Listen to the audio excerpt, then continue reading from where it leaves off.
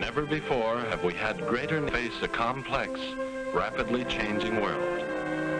Think of it a moment. It is a world in which supersonic speeds are commonplace.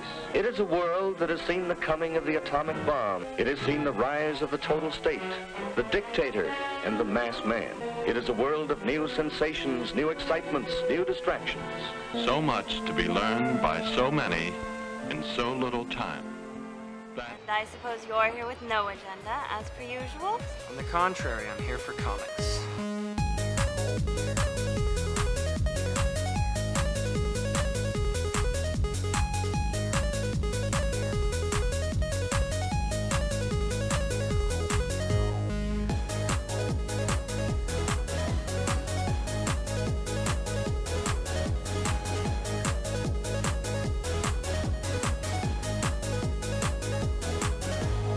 How's your comic book collection, Brody? Oh, it's going good.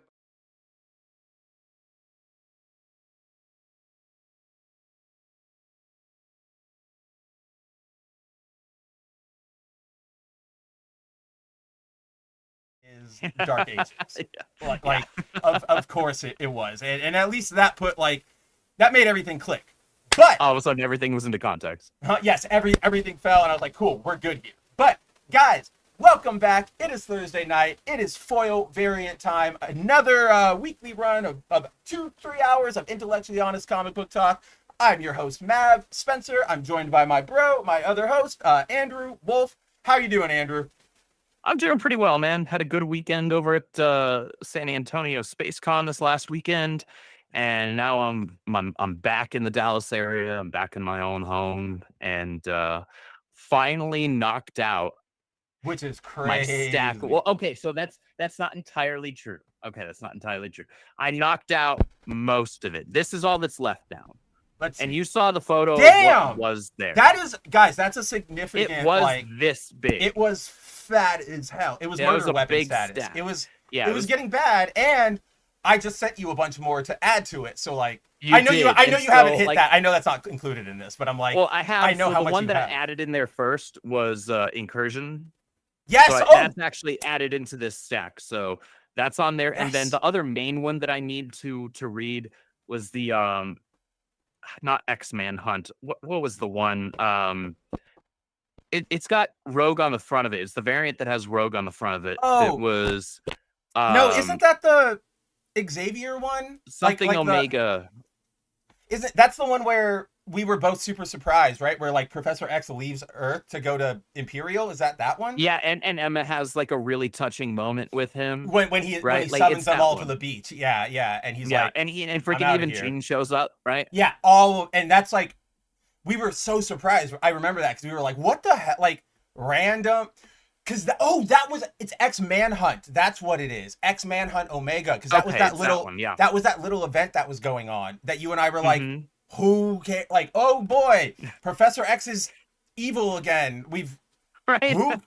I've never been here before. Also, now you just reminded me. So this week, overall, guys, this has been it was a pretty slow week for current books. Super light week on current books. I mean, in terms of things I actually care about and read, I've obviously, my Pakistani boy hooked me up with the Revelation stuff, which nothing really to write home about in terms of that. But there was Imperial. There was that Battle World miniseries that I showed you where, with the young Peter Parker, where they've taken all the heroes from different time periods. Oh, yeah. And then there was the Emma Frost book that we're reading, and that was it. What did I buy this week? I bought, where's that other one? I bought 2 variants. That's about it. I bought 2 Black Cat variants. That's how kind of quiet of a week it's been. But I only had 6 new physical books that I bought this week. One of which was an extra variant. So because I bought 2 what was it that I got 2 of? Oh, I got one of the variants for Immortal Legend Batman. Nice. And because it was just at first I did a double take because I thought it was a John Boy variant. I know it's in my boxes. Not. I know because I grabbed all of them, and I remember this one because it's for 3, or it's for 3, right? 3. Yeah, issue 3. Yeah. I'll pull it up in a second, but I remember when I went into my shop I knew Immortal Legend Batman was out that week, and I was looking around, and I was like, oh my god, like it's not here. Like they didn't. And Did they not get any of it in? And I'm scanning, and I go to I go to B, and I'm just like, where is it? And I was accepting defeat. I was like, okay, fine, I'll just go to Midtown. Maybe I'll ask Andrew if he can pick up a copy. And as I'm like walking, that cover catches my eye, and I'm like, oh, that's cool. Wait, that's Immortal Legend Batman. And it was that one next to the other one. Like they did 2 that week, and I grabbed both of them. And then the regular issue was like somebody had messed up like one of the customers and knocked it. So instead of being like up, it was like that, and it fell behind those covers. So I couldn't see it. And because like I wasn't looking, those covers aren't in the primary like Immortal Batman covers. They're in like yellow. They're like yellow whitish. Yeah. Let's see. Immortal Legend Batman 3. Yay! Yippee! Which, by the way, guys, like this series is really, really fun. It's fun. It's really, really good. Like I didn't know what to expect going in because I'm not a Common or Toku guy outside of like Iconic Comics, Common America. Like that's literally that reminds it. me. I got my thing shipped today. Yeah. Whatever for the Inkpot covers. Oh, nice. Yeah, I got the Inkpot covers for That's cool. that one shot, and then I just threw on Common America Gaiden because I didn't have it yet. So yeah, I'm excited for those to come in. Right on. That's cool. But yeah, no, I mean to be fair, I'm a big fan of that stuff. I didn't even know what we were getting into, right? Because it's Batman, and they're gonna try and do it right. So we see so often where they go, we're gonna try to parody this, and you and I have talked about this. They don't understand why it's cool or what it's about. Yeah, they just know they don't the actually visuals. understand the thing that they're trying to emulate. Yeah, but in Immortal Legend Batman, like they're pulling it off, and like to their credit, everybody who's working on it was on the original run of Boom's Power Rangers, the one that like brought it back introduced like Draken and everybody. Yup, everybody's here. So now it makes sense. Yup. The only like sort of side shift is the main artist or the artist for this book is the successor to Dan Mora. Instead of Dan himself, because Dan was the original artist on all those Power Rangers. Dan's already drawing 15,000 things right now. Oh my god, dude! We can only clone him so many times. He made a post returns. like 2 weeks ago. He made a post because somebody replied to, he shared some covers for Batman KO or whatever that is coming out, and somebody was like, dude, you're on so much stuff, like I love it, but like take care of yourself, we don't want you to die. And he was like, I hear you, don't worry, next year I'm only on 1 book. And I was like, holy, like, yes, we won't see his art, but like the man deserves that break. Like, yeah, give him a break. Now hopefully he also does maybe some other covers on other books, but that's completely different from doing sequentials. I mean, you and I have talked. Doing a pinup or a cover, that's entirely different from doing a sequential grind. And that's why most artists, especially in the US right now, this is something I've encountered from now being in comics. Most American artists now just want to do pinups, posters, and covers. They don't want to do the grind work of interior work. It's like, my man, I don't know what to tell you. You're not J. Scott Campbell. You're not Jim Lee. You don't get to just say, you're not Alex Ross. You don't get to just say, or I do covers. Terry Dodson. I just do covers, right? Like those guys can say, I can do a variant cover if I can slot it into my schedule, and then they get to charge whatever the hell they want for it. Or most people aren't that guy because they're not a draw. Or what they do is like our girl Ariel Diaz, where she just is like, I made a cover. We're printing it on our money or whatever. Like it's on this book, but it's only through my shop. She was at SpaceCon. Really? Did you like? She was actually. I didn't get the chance to go like chat with her, but I wanted to. Did you like grab anything? Did she have anything cool for sale? Because like that's what you and I always complain about. She had some cool stuff, but the one time I was able to like go around and see like the artist alley area. Oh no, wrong window. Yeah. Like she had a bunch of people there already and was like, I'm not going to be that guy and be like, I'm so and so from the Rippaverse. You've never heard of me. Whoa, whoa, whoa, Can I whoa, take whoa, a whoa. look at your stuff and cut in line? Like, I'm not that Yeah, guy. yeah, no. Right. But So I was just like, so like she if did there have were a lot of really cool prints and covers there. I'm sure. And like that is I guess this is just like a side complaint, but it's like you and I are always like, look at this cover, it's Ariel. That means we have to place an order for it through her shop. And it's like it's sort of, this is definitely first world problems, and we're definitely being babies, but it's the issue of like, no way do we complain about the most minute of Flash things every day. But it's the like, oh shit, what were we talking about a second for like right now? Oh, Ariel. Ariel's covers, it's the service problem, right? Like that's where you can have 4 million different stores, but the reason places like Amazon will blow up or Etsy is because people already have an account there. They don't have to go do a bunch of other stuff, track another thing. And it's not a big hurdle. It's just, all humans have it. It's a weird sort of thing. And I admit that's why I don't have more Ariel stuff. Yeah.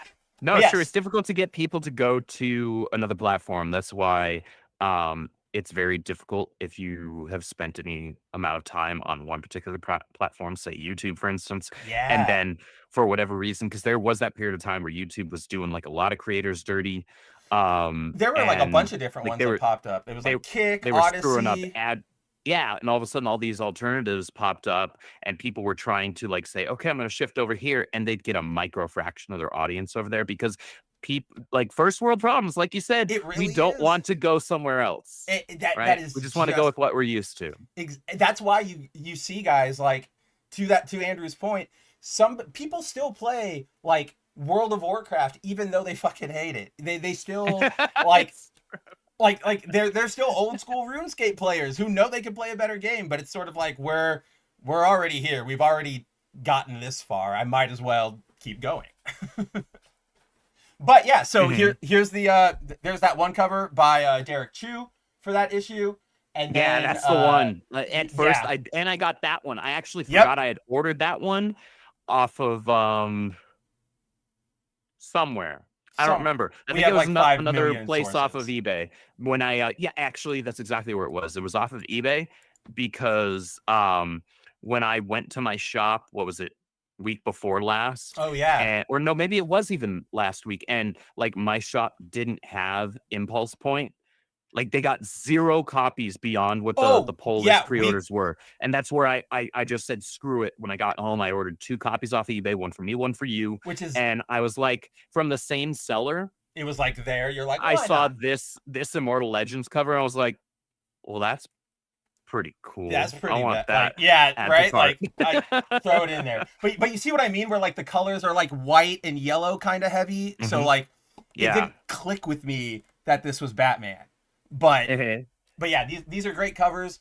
That's something we should definitely talk about when we get to Flash, about the fact that they didn't have any. Like neither of our shops, which is insane. But there's a reason usually for if mine doesn't, yours for certain does, or vice versa. And not only was it my shop, I like the next day or like the next Friday, I think I went to go to my sister's, and next to her place is another shop that I really like. They were all out too. And they were like, we only ordered like 2 or 3, and we'll get into it. Well, like it makes sense, but it's still kind of it does wild make sense why we get there. But yeah, aside from that, really our main books for this week are going to be the Absolute Batman Annual. We'll crack into that. We will obviously check in with Emma Frost, as you guys saw in the thumbnail, and how could we not? It's Andrew's girl. I love her as much as a man can love a woman without like infringing on her husband's like duty. Like, you know what I mean? Like I'm never gonna encroach Andrew. She's not my waifu, but I love her to death. Like appreciate she's my favorite tank at like I'll go in that way. Yeah. That'll be my in. It's like she's my favorite tank in Marvel Rivals, so we're okay with that. Yeah. Quick note, just because I feel like I have to address it. You might notice that or like not you specifically, but like viewers out there, you might notice got my hair up in my samurai ponytail, and I've got a really weird Doctor Strange shirt. Like, why would I ever be wearing an MCU merch shirt? It's laundry day over here. I have nothing to wear. I totally like spaced that. Oh yeah, we had a stream. But I do want to note this because, so this is a workout shirt that I got from my sister. It's like one of those sublimated workout shirts, right? Yes. But I want to highlight this to you guys because this isn't just a regular, like Multiverse of Madness shirt. And this is actually why I love it so much. So if you look at like these panels, they're not, it's a fan poster that some Chinese company, because like there's Thomas Jane Punisher. Yeah. There is Hasselhoff Nick Fury. There's the 1980s Doctor Strange, the Albert Gunn, Captain America. And then like, yeah, he's over here again too. So it's so funny. That's because actually cool. Right? Like it's also just like one of those instances of, nobody was checking. Like the kind of like we saw over at whatchamacallit, or that's not what we got to talk about, but we'll look at it for now. But the recent, there's some industry exhibition happening down in Brazil right now, and Disney is there showing off like all their film lineup, and on their lineup there is a poster, or there's an entry for Secret Wars, and it's not a real poster. It is a complete fan poster that has the Beyonder and a Miles Morales render. Like it's from I see it in it's from a specific Across the Spider-Verse shot. Like it's not new, so it's pretty funny, but they do that every so often. But let's see. You want to talk some comics? You want to get into this? Let's talk some comics. All right, let's see. Let's swap this out for the first book that we're going to talk about tonight. We'll come back to you later, Bali and Wart. That's literally what I was about to say. Wally and Bart. We'll be back to you in a little bit. So yes, we're going to start with the Absolute Batman Annual. Before we get into that, let's say hi to everybody who is here. So far we've got Zero, who says, I want to know what the F that Absolute Batman book is about. And you came to the right place. We're going to get into it. Because as Andrew and I have mentioned multiple times so far, a lot of the discourse proves nobody has read this book. Like, it is pretty hilarious. Let's see. Unsurprisingly. Punk is here. Yeah, right. Punk is here, says, finished reading the Absolute Wonder Woman Volume 1 trade. It was really good. Don't know if 2 is out. No idea if 2 is out, but yeah, Absolute Wonder Woman rules. Like, it is just, it's such a good Diana. Like, it's insane. I don't know. We talk about it all the time, but she is almost more Diana than our Diana is right now, which is wild. Main universe Diana hasn't done anything worth noting in forever. And the problem is because Tom King's doing his own stupid bullshit with her, so she can't go do anything. She can't appear anywhere else right now. She can't. Well, she's in like the Justice League, but even there, she really hasn't done anything. I think that conversation they have like an issue or two ago, where Bats and Bruce or Bats and Superman get like at each other's throats, kinda, and Superman makes that swing about, oh, now you're against hiring kids or whatever, and she goes, all right, chill the fuck out. Like, let's be the league of, like, let's be adults. That's the last time she's done anything. Which isn't the first time that type of thing happened. We'd seen that happen pre-52 era. In fact, I think it was in the Tornado's Path is when it's in that one. Scoops does the exact same thing and brings up Jason.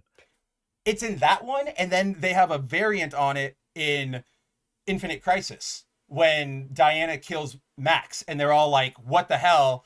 And she takes a swing at Bruce, and she's like, if you'd have done what I did, Jason would still be here, or something like that. Like, it's like the easy cheap shot. I was just Bruce. about to say that. It's like they do. It's, let's get the Justice League together. They're meeting. Oh, they're upset about something. It's like the Take go a swing cry at to Bruce. your uncle meme for Spidey, or just how about go cry to your parents for Bruce or Spidey, for right? Bruce. It's like it really is.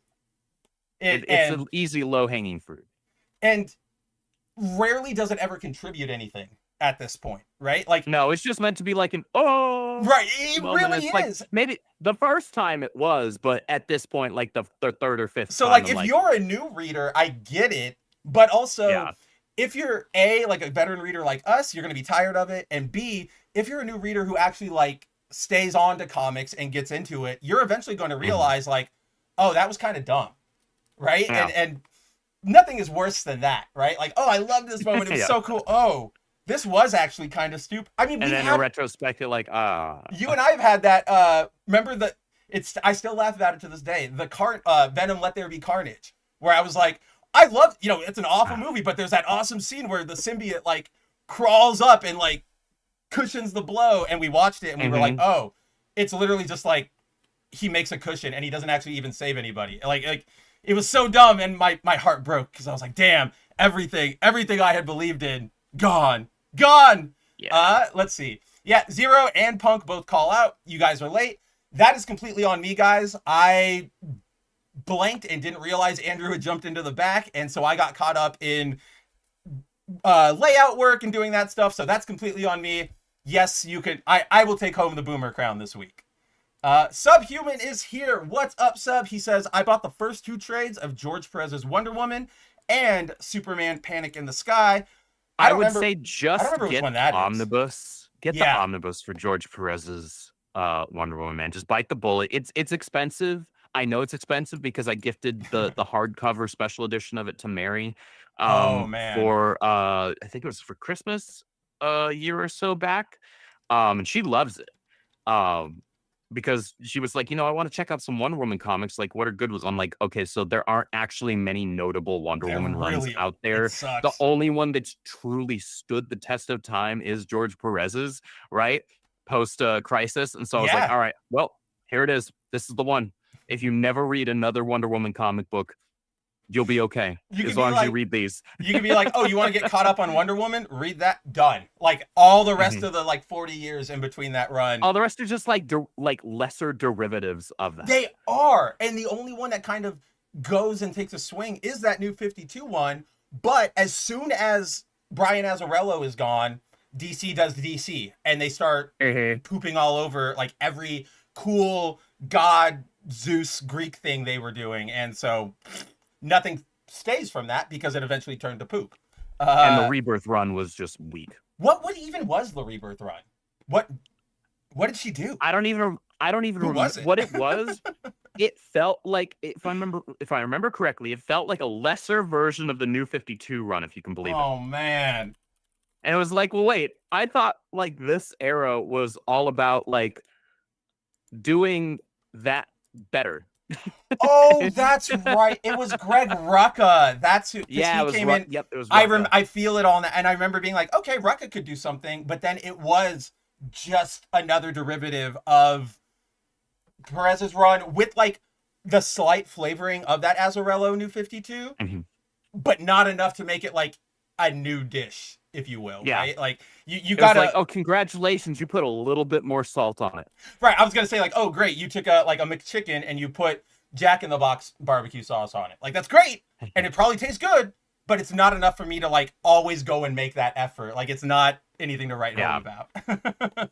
Exactly. And speaking of, look who's there, Mary saying, yes, she saw the thumbnail, she got drawn in. That's the point. You got. I was just talking about you. That's our strategy. I was talking about the Wonder Woman book that I sent you. Yes, he was. Sub says, I'm not an omnibus guy. They're too heavy, but that's just me. I think the alternative is still a good alternative is they do like, they chunk it up in various ways. Yeah. The finest collection. I think they split that Perez hardcover omnibus into, it was either 2 or 3 soft cover kind of like trades, but they're still like kind of omnibuses because they're still like twice the size of your usual trade. Like even with splitting that into 3. And so like, yeah, I mean, that's a perfectly fine way to do it. There's no wrong answer there. No. For me, I do like, for certain things, I like having the full, like the full collection. And I guess to be fair, I have, if they were to release, omnibus hardcovers of the Waid run on Flash, I would get it.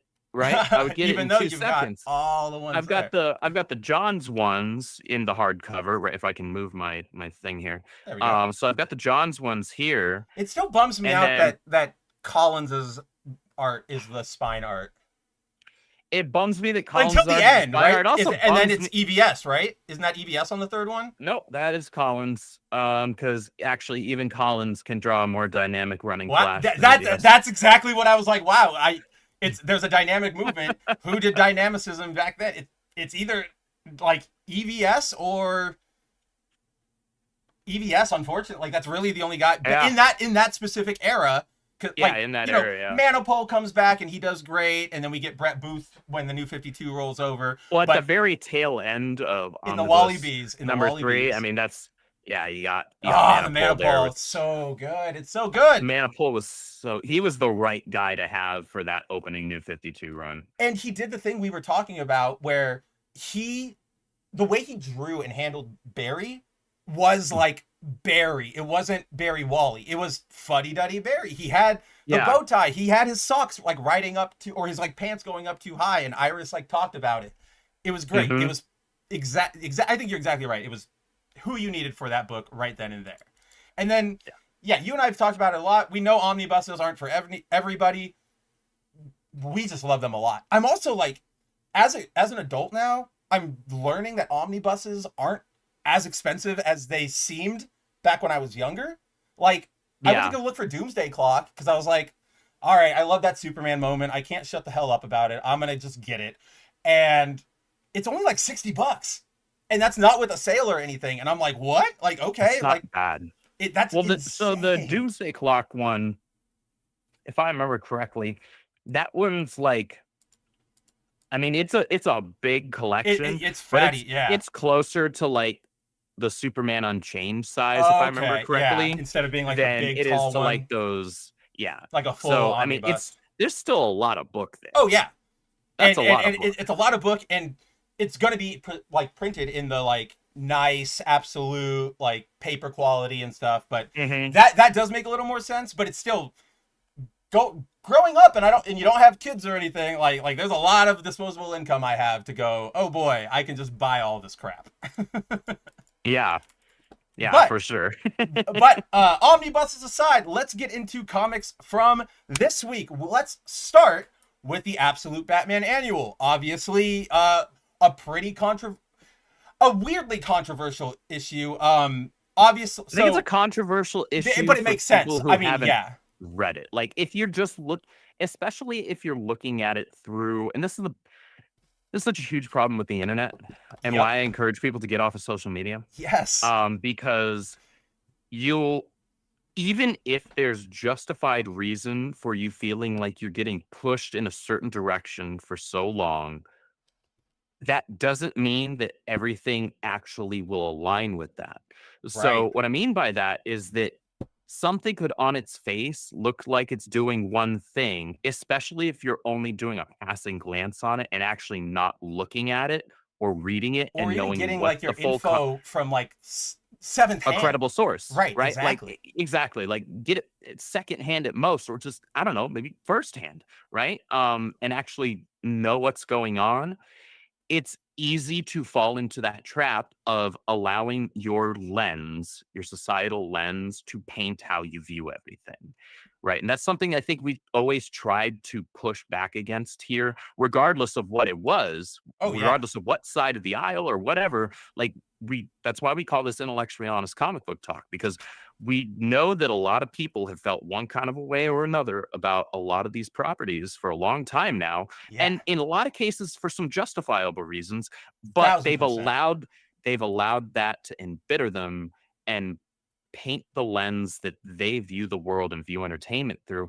And unfortunately, oftentimes, especially right now, when we're actually seeing a lot better books come out of the mainstream, it's allowed people to just kind of like continue to promulgate a narrative that isn't actually accurate anymore. At least by and large. Like you'll have some outliers for sure. Absolutely. It's not like it doesn't happen. But you and I run into it all the time. We go, oh my God, like we hate DCKO. Well, we hate like the tournament aspect of DCKO. We're not quiet about it. Supergirl, we excoriate every time it comes around, right? Like there are still bad books. I'm so glad I don't have to get any more copies of that book. You do, because that next issue has that one really awesome. It's not from Art Germ, but it has that beautiful. We saw it. It's like a beautiful Kara cover, and you were like, "Son of a bitch!" Like I have to do it. Like I can't believe it. I was like, I got you for like one more issue. Let me see. I think that makes me so sad. What was it? Can I find it really easy? No, dang it. We send too much. Like, there's no way I can just sit here and like, let me scroll for a second. But I know that there is one coming up, and I'll send it to you later, and I know it will like one hit KO you because it already did. But to Andrew's point, that is sort of the big thing here, right? So Yeah. for those who don't know, this issue was advertised and announced months back, and it was advertised with the base premise of absolute Batman takes on white supremacists. Now, as Andrew said, we have seen it because of like everything we've gone through the last like 2 decades with our media. There's a very understandable caution or even anxiety, right? Over like a knee-jerk anxiety, right? Like reaction it's to protect us, right? Like it's a defensive one, and a justifiable one. We build those up internally for a reason, but Right, you have exactly. to know when to like push back against that knee-jerk reaction And that's the big and part not let here. it run you. Because so many of the reactions you guys have probably been seeing over, social media today and yesterday are really just based, like Andrew said, they're not in reality, which is a whole other conversation. But in terms of comics, that Andrew and I have shown you that things are getting better. They're not always amazing, but No. we've got absolute No, Batman. sometimes they're still pretty rough. Right, but things are getting better, and writers have earned our trust. Andrew and I will go to the grave. They can put the last cigarette in our mouth and blindfold us and put us up against the wall, and we'll still go. Gail Simone kills it. Like, she's killing it, and I can't believe it. Like outside of like maybe 2 issues, which she's been even knocking then out of 20 something. Which even then weren't bad because she was going full, agenda. It wasn't boring. Any of that. It was just kind of a boring. It was Mutina. It was the Mutina stuff, and it's like, okay, just a swing. You and I have said it, swing and a miss for us in terms of a character. Yeah. That's all it is. So when you start reacting to everything and you're not allowing yourself to engage with what's going on, it gets bad because this is something you and I always talk about. Things are still good. Like, yes, things are bad. And like Andrew said, we've had reasons to develop these defenses. But to look at everything as if it's all going to be bad, as if it can't ever be saved, as if there's nothing good to come out of it, you're only going to make yourself feel miserable. Because you're going to feel miserable, but also you're going to ultimately, through speaking out of ignorance, and I don't mean ignorance in the derogatory term, I mean it in like the literal definition of like lacking information. I am ignorant to this thing. Yeah. Yeah, there are plenty of things that I'm ignorant to, right? I'm ignorant as all hell to like tokusatsu stuff. You know, I'm about as ignorant as it gets to that, right? That's not a derogatory thing. It's just anything past, early Spawn and then Witchblade. I have no idea what goes on over at Image in the 90s. Like, that's just complete blank for me. Like, I remember when you were doing Lady Mechanica, and I was like, oh, she's a new hero. That's cool. And you were like, no. Like, she is she's been around since the early 2000s. And I was like, all right, like, sure. Like, I have no idea. Exactly. And so it's important to, I guess as blatantly as I can say it, it's important to not look at everything through a culture war angle.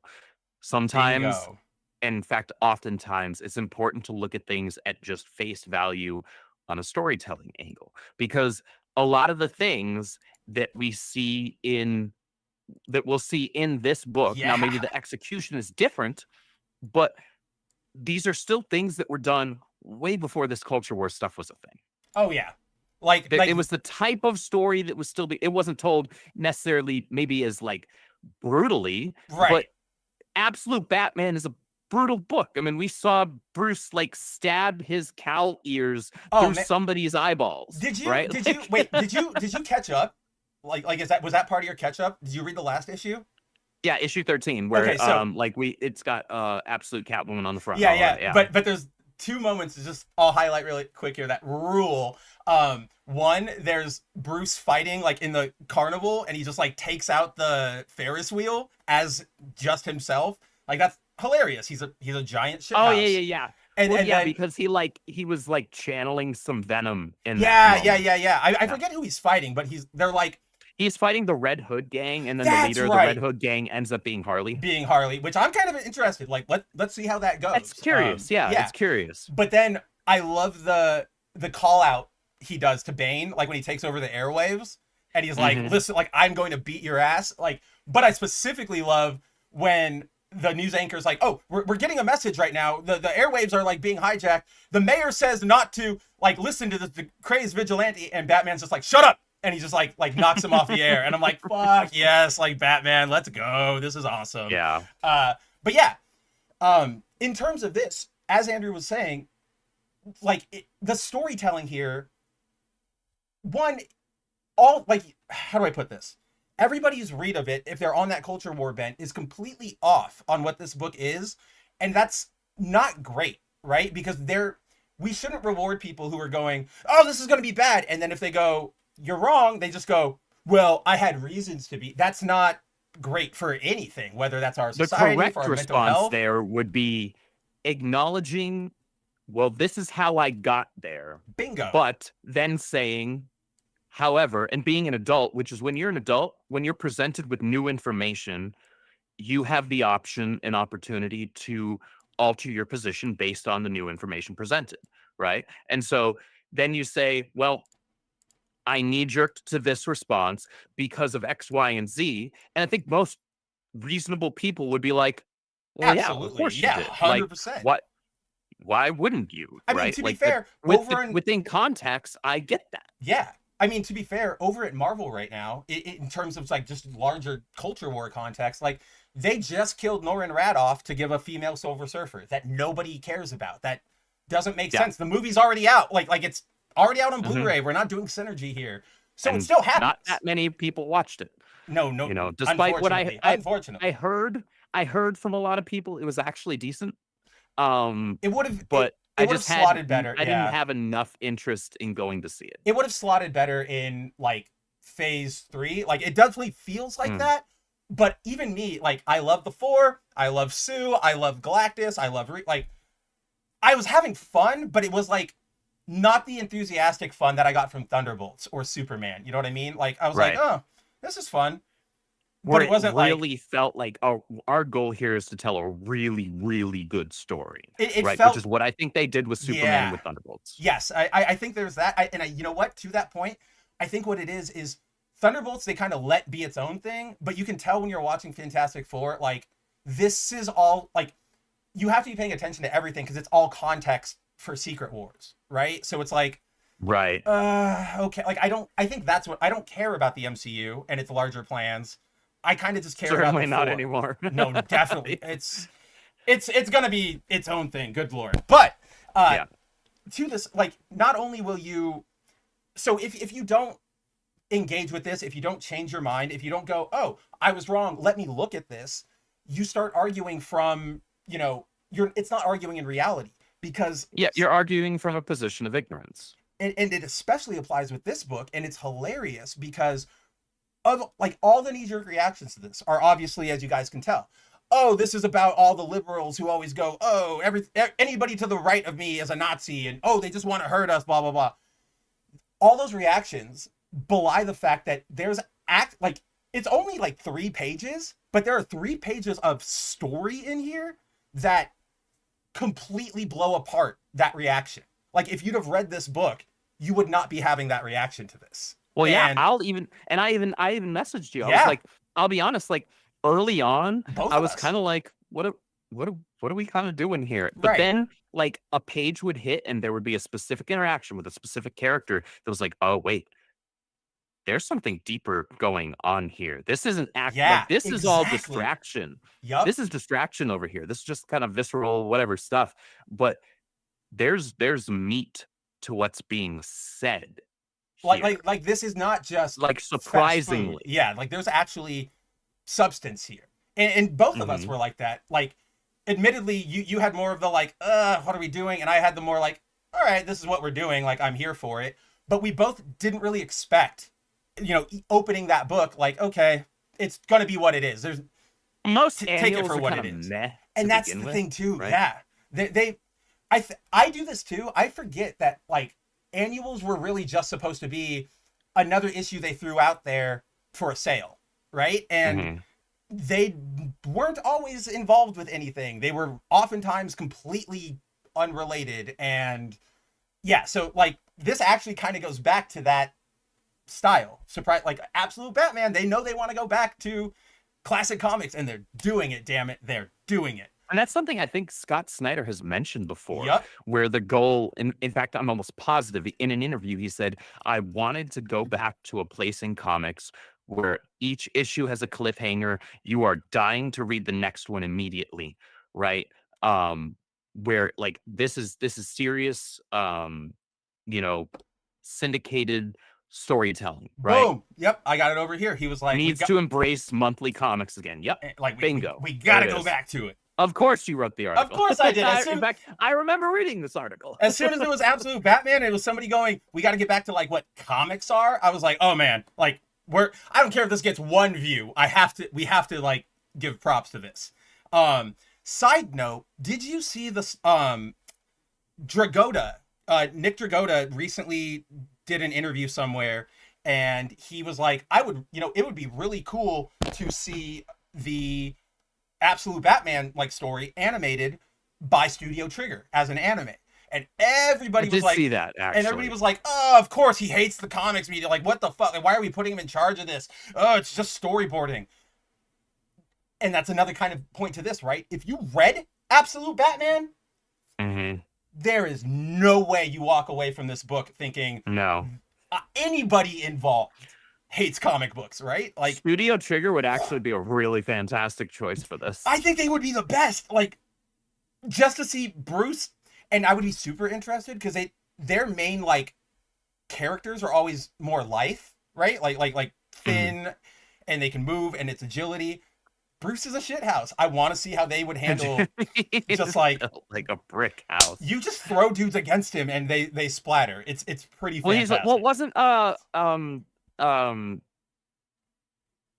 Smasher Adam in from Cyberpunk 2077, wasn't he in Edge Runners? Yes, he was for like a second, but they had him. Bruce is kind of him. And that's actually what I was thinking. I was like, he was a side character, so like let's see what he would be like in a main role. But yeah, like I want to see Bruce. I don't want to see this Bruce jumping, right? You know what I mean? Like there are times we see this Absolute Batman doing like hang downs or like, floating down. But Nick and Scott are really smart about it where he doesn't ever sort of go back into the air after he's in. Like he hooks you, he's got you, he's revealed. It's on. That's one of the visual, and I'm glad that they're consistent with it. Yes. It's one of the visual kind of delineating lines, excuse me, between Absolute Bats and what we normally think of as Batman. Yeah. Right. Batman is very acrobatic, right? He knows how to use his body to get to all sorts of different places. He uses we the see him shadows. jumping around. Yeah, he's not Dick, right? Because Dick is far more acrobatic, but that's because that was literally that's his life, right? That was him, yeah. But we still associate that type of thing with Bruce, with Batman. However, because of how Absolute Batman is built, how he's designed, it would make very little sense for him to be moving like that. I could believe him moving quickly, but moving extremely agilely, like he's a ninja. No, you got to sell me on something different. He would him. be like And Juggernaut, essentially. Yeah, he's like, kind of like Juggernaut. Yeah. They lean into that properly in this book. So they kind of maintain that layer of believability rather than trying to make me believe that this is like the ninja, the shadows. Yeah, he was taught by like you wouldn't have made it through the League of Shadows. I'm sorry, man. This Bruce absolutely not. Man. You are casting the League of Shadows. This Bruce is more akin to like Jason than he is to like the Bruce we know. A little bit, yeah. But not over the top Jason where I'm just gonna be a little bitch the entire time and cry, even though I'm like alive for 700 times. I don't even think we've seen him use a bat grapple, like a grappling hook. Now, like just casually thinking about it on the top of my head, I can't think of any time he's been like let's go. And to your point, I don't think so either, really. Like that rules. Yeah. Like that's awesome.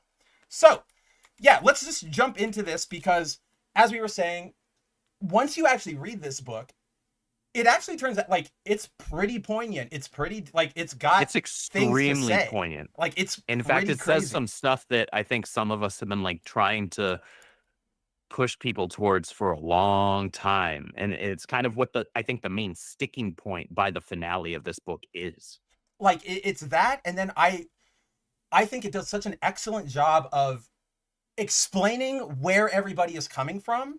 And yes, we'll see that the mob is like they're wrong in their execution of what's going on, but their rage, you can understand where it's coming from. They're not completely 2D, you know, like yeah, they're not caricatures. It's not just like we're gonna do this because you're that and we're this type of a thing. It's more they're than not that. straw There's a rage there that got them to the incorrect position. Right.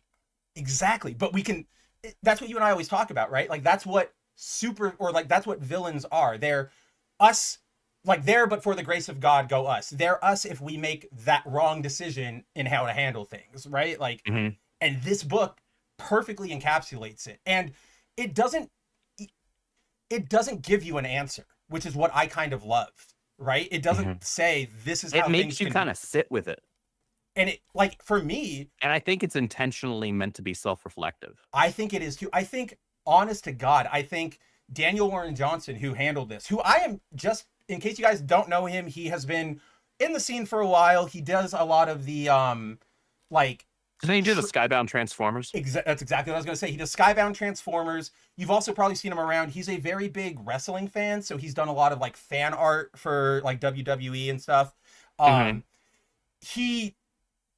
He can get a little up his butt about his like political leanings. Obviously, we can all tell he's more left leaning than probably all of us here. He can get a little up his butt about that. But credit where credit is due. Like, he handled it here. And I think what I'm trying to say is this is like a case of 5D chess almost, right? He's like, I'm going to advertise it like this. Batman, white supremacist. I'm not going to talk about anything. There were no previews for this. There were no interviews. It was just, it's happening. And that lets everybody go, oh, I know what it's going to be. It's going to be, you know, straw man. And then he drops it and he lets you read it. And if you read it, it completely... And it's way more than that. Exactly. But if you got brought in because of that rage, right? Like, it gives you that moment to reflect. Even if you're not as extreme as any of the main players in this story, like I had a moment of on reflection. either side, interestingly enough. That's what I mean, right? What he really points. That's like the one thing he points at. And like I'll even be honest for myself. Like, you all follow me on social media. You watch Good, Mad, Ugly. You know I'm getting more and more fed up with like the state of our country, and that we'll get there. But like that last moment, that reflection moment, I was like, shit. Like, I do need to like think for a second. I do need to step back. Like, wow, like blah blah blah blah blah. So, kudos to Daniel Warren Johnson. Let's get into it. So, obviously, it is Batman versus a gang of white supremacists. No specific affiliation. I think that kind of is smart on a comic book level. Just like even culture war aside, because then you don't plant it in the real world. You can say it's like the brothers of the owls or something, right? He's not saying like, oh, these are like the middle America, blah, blah, blah, you know, coalition for keep America white or something like that. It's none of that. They're just, we're white supremacists. Boom, done. Doesn't really have to like give it any more of this.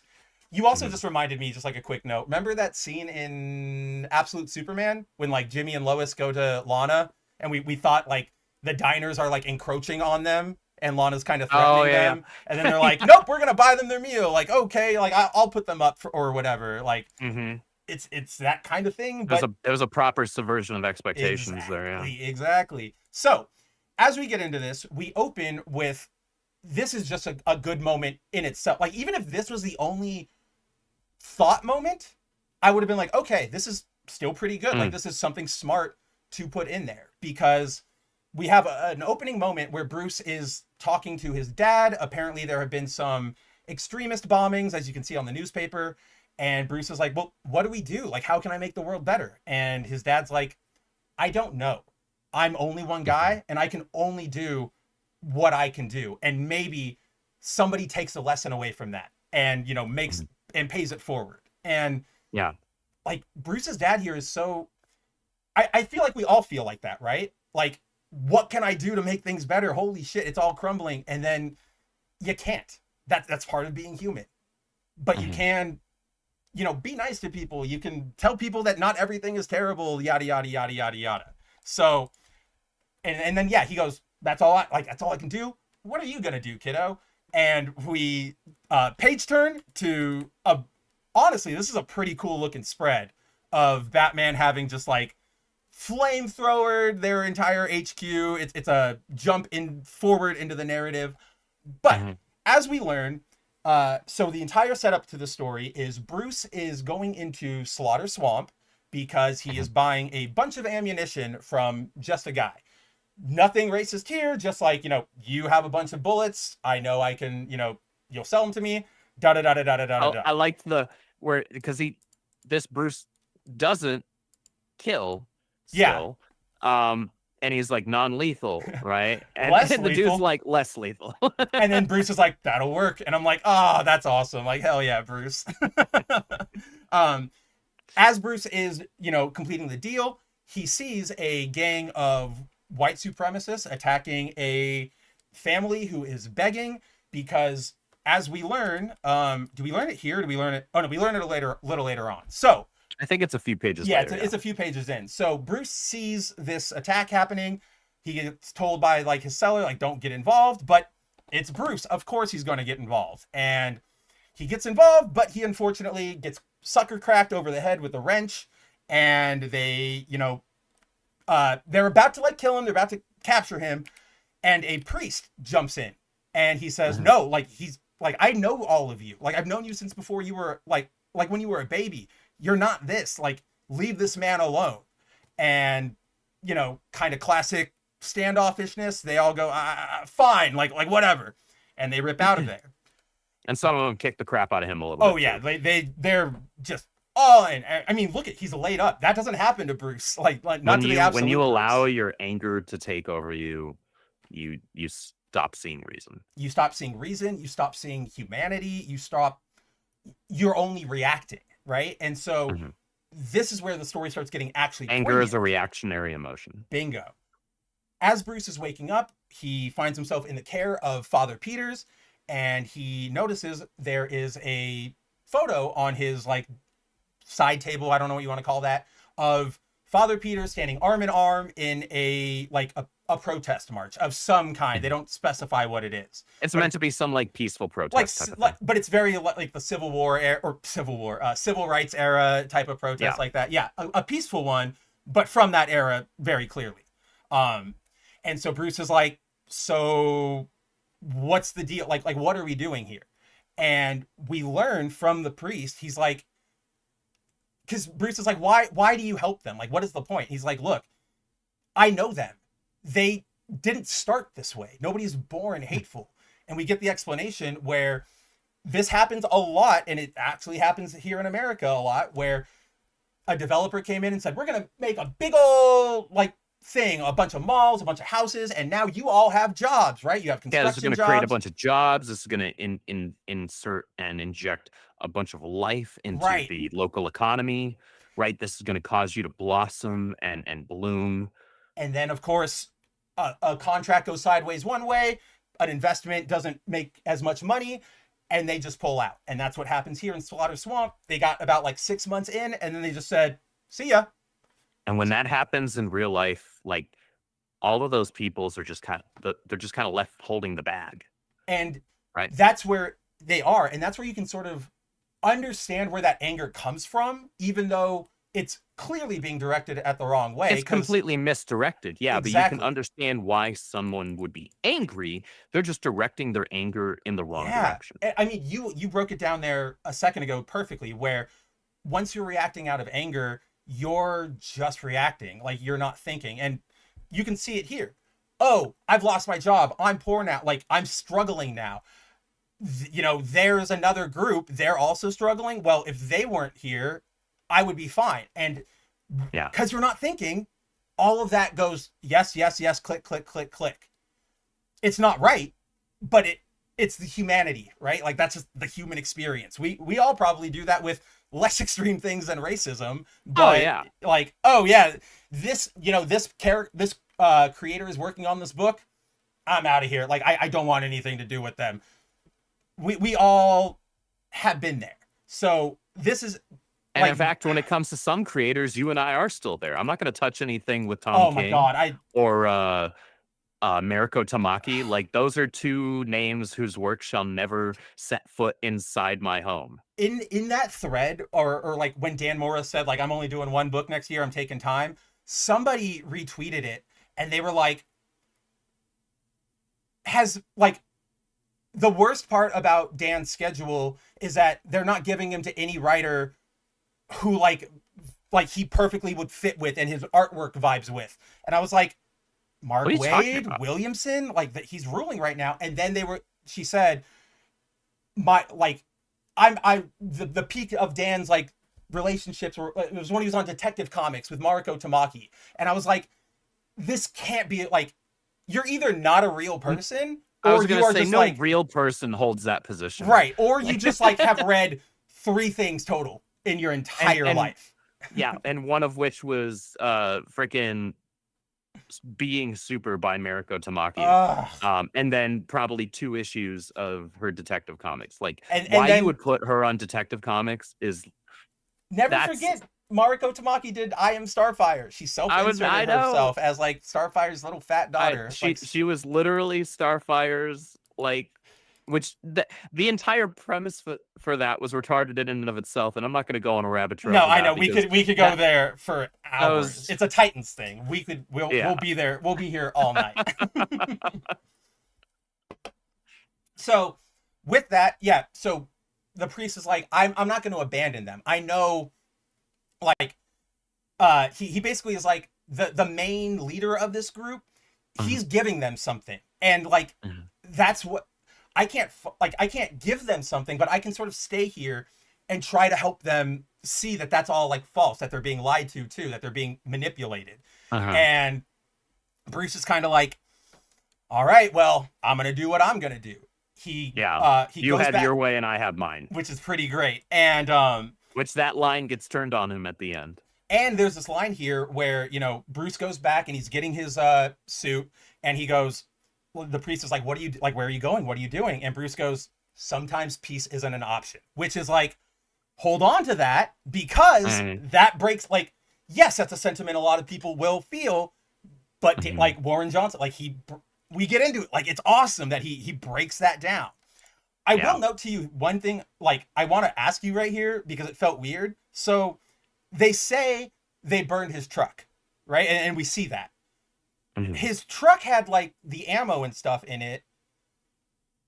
I guess why I bring that. So he goes back out to his burned out truck, and the case for the Batman armor is still there, and he takes it and it, like, he puts it on, but it's just sitting there. It feels like there's a one line fix that could have happened here, because it just feels like, that feels like if you address that with, I don't know what the line is, but you address that with one line.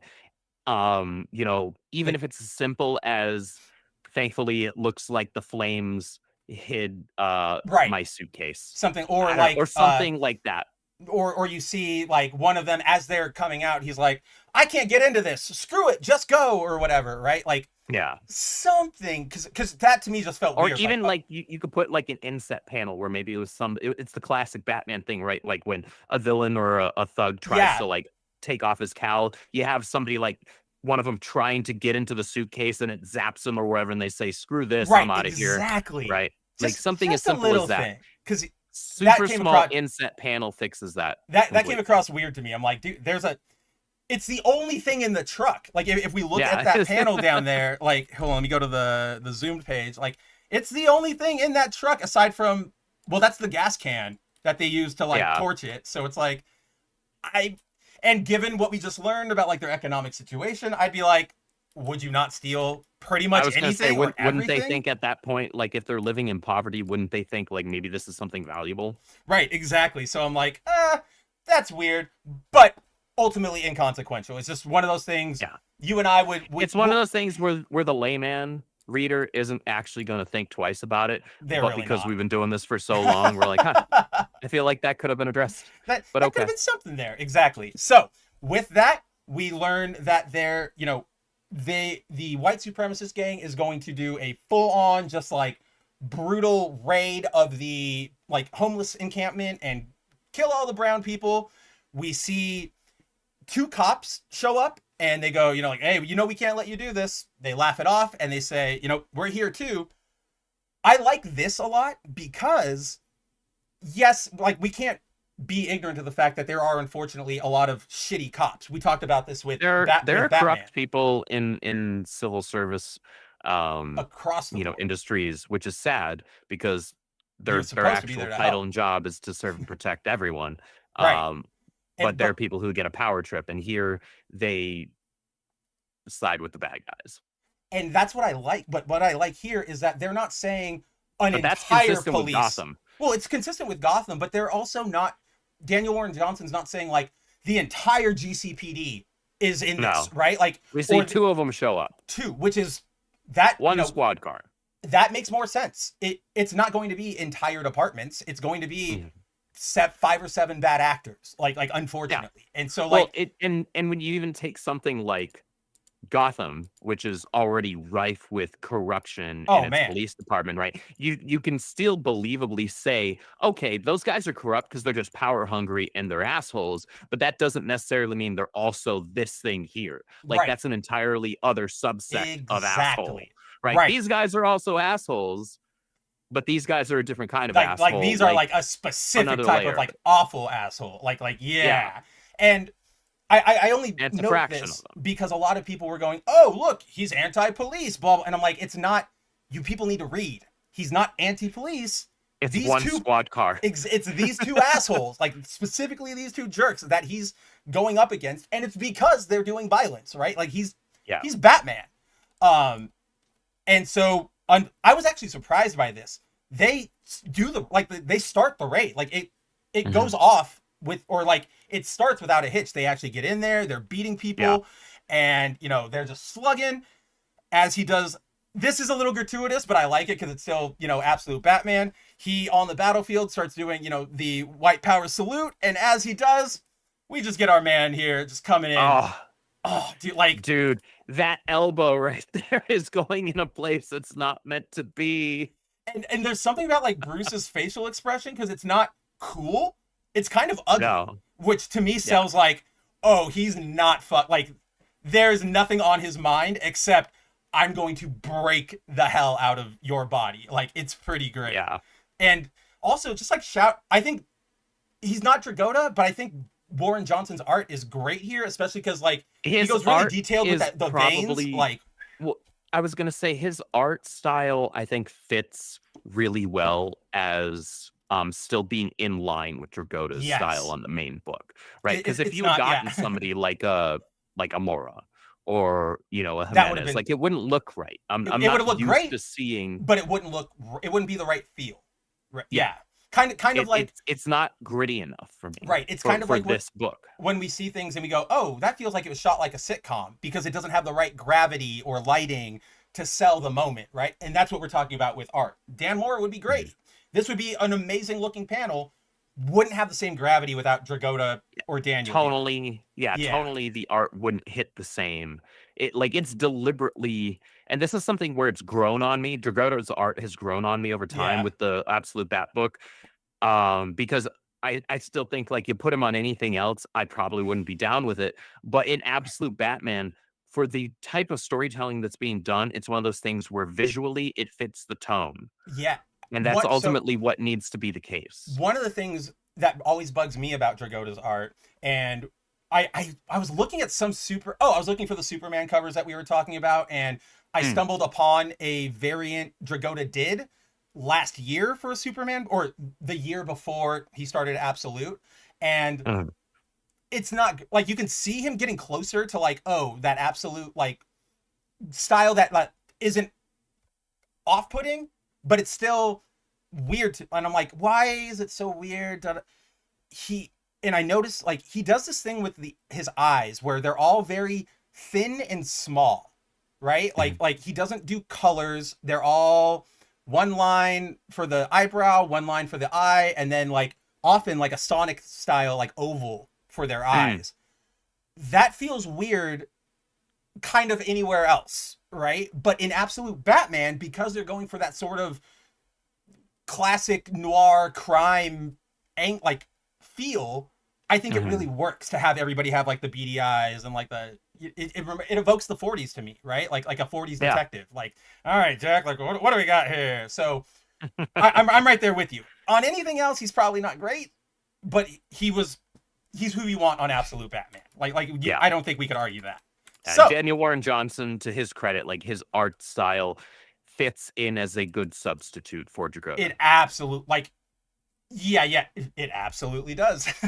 But from there, Batman just starts going on a complete tear, and it's awesome because I don't think we've seen a sort of like a straight sequence like this of him being completely like the tank. We've seen him fight, we've seen him use his tech, but like never just sort of I think the only time that I can think of, the only time I can think of might honestly be in issue 1. When That's he's exactly on the what I was steps, thinking too. When he's on like the steps of the Capitol building, when he fucking acids all the party animals' feet, and dude, like that. When he really messes those guys up, that was like an early on moment where like, does this Batman kill? Yeah. But and then they have to have like there is a specific panel where the reporter's like, all the party animals are alive, but they are. Like if you can call that living, like it's not great for them. Yeah. So yeah, we start just a really cool sequence where Bats is unloading on a bunch of these people. I love this like knee crack shot right here. I feel like it really delivers just what happens. Like it's you're not just getting knocked out, you're getting like batted. This sequence you have to understand, and this is something that I think only people who actually understand the nuance of art styles will actually get what's going on here. Certain art styles are exaggerated deliberately. They're a little more like, it's hard to consider this cartoony in the traditional sense, but it's cartoony in the literal sense, and that it's exaggerated because like that guy's face is going. If we're taking this literally, and Bruce's knee is going through this person's head, that person is dead at this velocity. However, like it's not even dead. Like it poofs into blood, like in the boys. However, this is not a one-to-one lifelike style of art. This is a deliberately cartoony, exaggerated art style. Right. And that was something I had to actually quickly remind myself of when I first started reading this sequence, because like, oh my gosh, okay, we're dropping bodies here. Yeah, like we are crunching them. Holy crap. You have to, like, if we're turning it into reality, you have to dial it back and realize, no, this is just exaggerated for the sake of the visuals on the panel. I mean, I don't know if you saw it, but somebody tweeted out this page and was like, they were being they were having fun. It's not like a serious critique, but they're like, oh shit, like that guy's dead, isn't he? He's got 3 batarangs in the face, and then Bruce just need him. And Scott Snyder retweeted it, and he's like, no, still breathing. And then like somebody else replied and was like, the batarangs are like lodged into his skull. He's probably lobotomized. Like, what are you talking about? And he goes, no, I think I can see his chest moving. And I'm just like, Scott, like that's pretty great. So from there, I also love the colors in the sequence, right? Like it goes from normal to this very pink dark pink overlay that I'll talk about it in the next page because there's something visual to it. But Batman eventually makes his way to the leader, just goes ham on the leader and just starts like pounding his face into a pulp. That's where we get sort of another twist where in the middle of all of this, the priest, Father Peter, shows up again, gives the same treatment to the white supremacist leader that he gave to Bruce, right? Yeah. And Bruce asks him, what are you doing? And he goes, this won't fix it. It won't. And then the priest hits it with another thing, which is like, I don't know how to make it better. I only know how to not make it worse. And like, that's just alone, like that's fucking damn, right? Like, I think that's what a lot of us feel like. I feel like that's what a lot of us out here feel like. Like, I don't know how to make all the crap better. I just know how to like stop the bleeding as it is now. And that is a hard thing, right? Because kind of in this interaction, the father knows that this isn't a viable argument to Batman's style, right? Like Batman's going, they are scum of the earth. We should kill them. And the father's probably, unfortunately, he's still human. He's probably going, I understand that there might be some validity, but we can't just summarily execute these people. Like, it's great. Violence just begets more violence, right? Even if it's against somebody as terrible as a outright guy shouting white power and doing a raid on like a homeless camp, which is pretty. And so he goes like, you know, please, this isn't the way. And Batman shoots back with like, this is such an intense panel here. Just, this is my way. And like that's a crazy panel. So I just noticed now on the digital version of it. Yeah. Maybe it's because the coloring is a little more distinct on the Yeah, digital, yeah. the high res. Like he's pointing to his own chest there. Yeah, he's going like, this I didn't is notice my that way. on my physical copy. I didn't notice it until I was trying to make the thumbnail for this episode, and I thought I might try this out, and it didn't work, obviously, but I hit the brightness up, and I was like, oh shit, he's like, it's even more intense, because he's like, me. And the visual thing I wanted to point out here is, like, I got stuck on this page for, like, a minute, because I was like, this feels like it's homaging something, right? Like, I feel like this intense of a shot has been done before, but it hasn't. I think what we're getting, like, an evoking here of is obviously that Dark Knight Returns cover, right? Where he's, you know, jumping in front of the lightning bolt, super famous, all of that. But then, like, the pink and red here, it's sort of, to me, it harkens to Crisis, right? Like the skies go red, or the energy that came out of Darkseid when they were doing Final Crisis, about to say, all of that stuff. It reminds me of like when the skies were being bled with Omega energy. Yeah. And so it's like life. Yeah. And so it's like maybe, and you know, this is the or absolute universe, maybe there's something to that. I don't know, but I was just like, this is a crazy good piece. Like I'd want to see That's like an intense painting. piece. I want to see like the painting original that he did, because like, check this out. Let's go to the zoom real quick. Like, you can see all the little like he didn't fully cover in the eyes because he did it by hand. Like, it's crazy. And so like, I'd love to see the brush textures and everything like in real life. So that aside, my little art moment aside, Batman, you know, he goes, this is my way. The white supremacists run back to their hideout, and they're going, oh shit, like, we're under attack. We have no idea what it is. And Batman realizes, you know, I just knocked out one of the white supremacists. He had a bunch of keys. What do they go to? I genuinely did not expect this issue to link up to anything that was going on in the regular line, right? But we got the freaking Batmobile origin story, which is, it makes sense, right? Like Slaughter Swamp, it was a construction project. These guys would have all of that. And it's not just, haha, we have big truck. There's like, it makes sense. And I was fine with haha, big truck. That was just like comic books. Like, okay, cool. Yep, we're going over the top. I'm fine with that. So like, shout out to Dragotta and Snyder. But as the white supremacists, you know, they hole up, they're getting ready to brawl, and Bats just barrels through them with the soon-to-be Batmobile. And from there, it's just another sequence of like kicking ass, just going through everybody. He actually takes off his axe for once. I feel like we haven't seen that in a while. And is slapping around everybody. He eventually busts out the flamethrower, as we saw in that page at the beginning, lights up their entire, you know, safe house, all of them, and just leaves it to burn. As we see, as it burns, Father Peters, out of nowhere, shows up again. Just shows up again with a medical bag. And he starts, you know, attending to one of the few survivors that are left after Batman's rampage. And Bruce, like, look at that art. Like, Bruce is, you can tell he's like, it's like he's hurting confused. Him. Yeah, he's like very like, did I do the wrong thing? And he goes, why?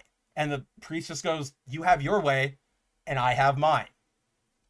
And then we get this, you know, awesome, like, this is where all of it comes to it, like, wraps together. Yeah, this right here is the coalescence of everything that was actually being said under the Yes. surface throughout Like, this issue, rather than just what we're seeing on the exactly. surface. Because, like, yes, okay, we got a bunch of great, like, obviously this book was a big showcase for Daniel Warren Johnson to just go crazy, right? Like, show I can absolute draw Batman. action scenes, And, right? and you know, absolute Batman is brutal. Take it to 11. But if you don't look at like the issue, like we were saying earlier, you miss that it's more than that. Like, and insanely so. So Bruce, not flees the scene, but he leaves in his new Batmobile, and he starts thinking back to his dad, and he's like, you know, you did a lot of cool stuff when you were younger, Dad. And his dad's like, I don't know about that. And Bruce is, you know, you made a difference. I'm going to do that too. I'm going to be just like you. And we flip the fucking page and we figure out, or we get the reveal that Bruce's father is the other guy linking arms with Father Peters, right? And which just links all of this like non-peaceful protesting. How do you change things? You know, what do you do, Bruce? All of this links back together with him. And then we get this closing speech where he goes, man, like, we barely knew what we were doing back then. Like, I barely know what I'm doing now, but I know you, Bruce, and I know your nature. And he's, you know, deep down, like, you have a strong heart, like you're compassionate. All you have to do is be yourself. No matter what you do, I'll always be proud of you. But as you guys could see in the art there, Bats like takes a moment. He like pulls over. He looks at his fucking hands with the actual blood. Like, there is actual blood on his hands, like in the truest sense of that phrase. Yeah. Literal. And yeah. He's not like happy. Like, he breaks down crying. Like, absolute Batman breaks down absolute crying. Batman of all. Like, I would expect Earth Prime, Earth 1, Earth, whatever we're calling it. Wherever we are nowadays. Our Bruce to do that way before this. But man, so like, that's what Andrew and I were getting at, right? Is we have this on its face. You could react to, oh, this is another, you know, straw man self-insert thing of, I don't like the other person. But if you read it, you get like a dive into the complication of being like a human, right? Like, fear can lead to anger, and, you know, you might think you're being justified, and maybe there is a level where you are, but is that really the right thing to do? And the conflict. Father Peters is helping these awful people, but he knows this is, you know, you don't beget more violence. It's insanely deep. And he's kind of turning the other cheek there is what he's doing. Yeah. And like, I didn't expect this from this annual, right? Like, I genuinely, like we said, I came in and I was like, that's what they advertise it as. Couple pages in, that's what we're gonna get. It's just gonna be a romp.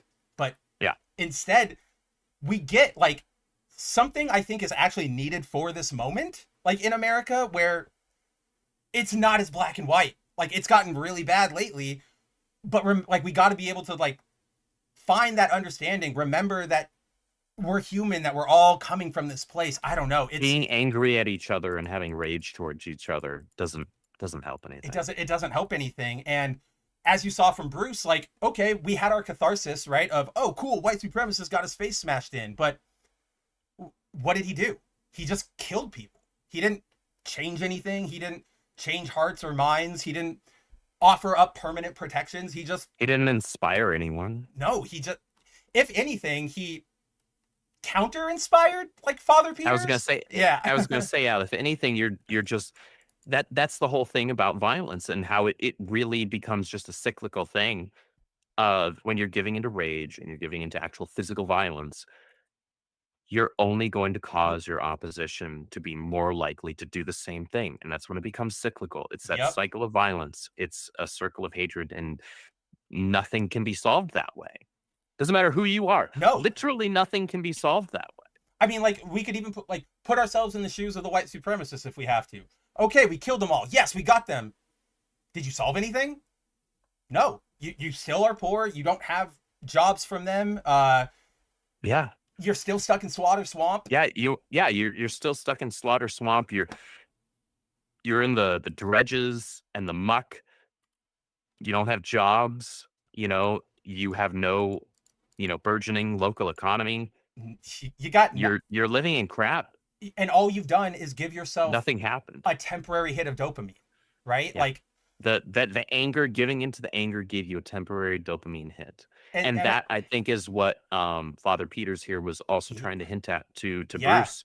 Like you giving into the violence here, that's not actually solving anything. it's not going to That's solve not anything. helping anything. You're not making these people see reason and come back to the You're light not of, hey, winning you know, hearts and minds here. we're in a bad place, but we don't have to put other people in a bad place or Right. blame other people for us being in that bad place. 100%. Right. And like, again, I still just love that Father Peters, neither the supremacist or Batman or Father Peters had an answer. Like I love Father Peters' thing of, I don't know how to make it better. I just know how to I'm just trying to not make it worse. Which is like, that's a heart, like to me, that was heartbreaking. Cause it's like, as the average guy, that's kind of all we can do. That's the most honest line in the book. It's so crazy. Like, not most of us don't have the answer to fixing things. But no matter what side of the aisle we may sit on or whatever. Like we're just human. We're trying to figure it out. And Father Peters there actually like vocalizes that and says, I don't know. And he not just vocalizes it, like he acts it, right? Like he literally shows up every time out of nowhere. He shows up to help and defend Bruce. He's then he kind shows of like to help and defend the angel, jackasses. if you think about it. Like he literally just shows up to save Bruce, then the supremacist, and then the like survivor supremacist. But out of nowhere, he's not tagging along. He's just, I'm here now. It's, I don't know, man. Like this issue is great. I gotta say it. Like I enjoyed it a lot. I think even the culture war things it hits, like it hits it in a way that makes you think and, you know, kind of sits us all down and goes, stop being children. And I don't know, man. Like, yeah, Subhuman brings it up here. I'm actually tired of seeing this on social media. It's a meaningless argument with no victory on all sides. I think you're more talking about like the general like discourse we've had over this, but I think this is kind of the perfect way to like wrap it or like to summarize it is we are all tired of these fights, whether they're you know, people going, I want to hurt the other side, or they're going, I don't like brown people. Like we're all tired of it, but nothing gets done in these extremities. And that is the tragedy. Acting in extremes doesn't help anyone or anything. Never. So yeah, like that's all I've got for this book. There are a couple more like backup, or there's like 2 more backup tales. They're pretty straightforward. Yeah, they were fine. Like they weren't as impactful. These felt more like the annual stories. Yeah, the second one did feel like it was kind of playing with the same idea, where you had somebody who, you know, they have a family member who is entrenched in something evil. In this story, it wasn't like racism or supremacism or anything like that. It was just like party animals, villainy. Yeah. It was just it was just the party animals. It was criminals, whatever, thugs. Yeah, they did a crime. It went south. One of them ran to their house. You were still getting the compassion of a father towards their son, despite all the mistakes their son was making. And it was fine. It was okay. Like I understood what the theme was there. But because it got far fewer pages to work with, it wasn't as fully fleshed out and impactful, but I did understand what the purpose behind it was. I was like, okay, I get it. Like that's not bad. That's a typical annual story, right? Yeah, exactly. I'm right there with you. Like maybe typical is being unfair. Like it was well executed. A lot of annual stories are not. That's fair. That's fair too. Yes, I will give you that. But I was gonna say like, no, that's fair, because like there's always one story that's okay, but that's not always the main story, right? So like, yeah, okay, I'm totally there with you. Like it also felt more like a kind of a more traditional Batman story. You know what I mean? Because this wraps with one of the party animals like overdosing on drugs and just kind of hulking out, and they fight. Eventually, he's gonna like self-detonate some grenades. And as he does, Batman dashes over and protects the father from the blast and the kid from the blast. And, you know, I think Absolute Batman would do that too. It just still felt a little more caring than he normally is. You know what I mean? It felt more directly and externally compassionate than we usually see out of him. That's you have the perfect way of taking all the bullshit I say and wrapping it up in 4 words. Someone asked. But yeah, I think you hit it right there exactly. But it's a fine story. There's nothing wrong with it. Yeah. And then we just get a sort of a fun little thing where we sort of get like bat facts. It's literally just bat facts. And then they like, draw parallels to like real life, right? So it's like like a single colony of bats can eat over 600 million bugs a year, and then they show like, trafficking bust, good policing, or local vigilantes. So it's just a little. Did you catch the Easter egg nod in this? I don't think I did. Where it says that bats are actually social creatures and work better in a group.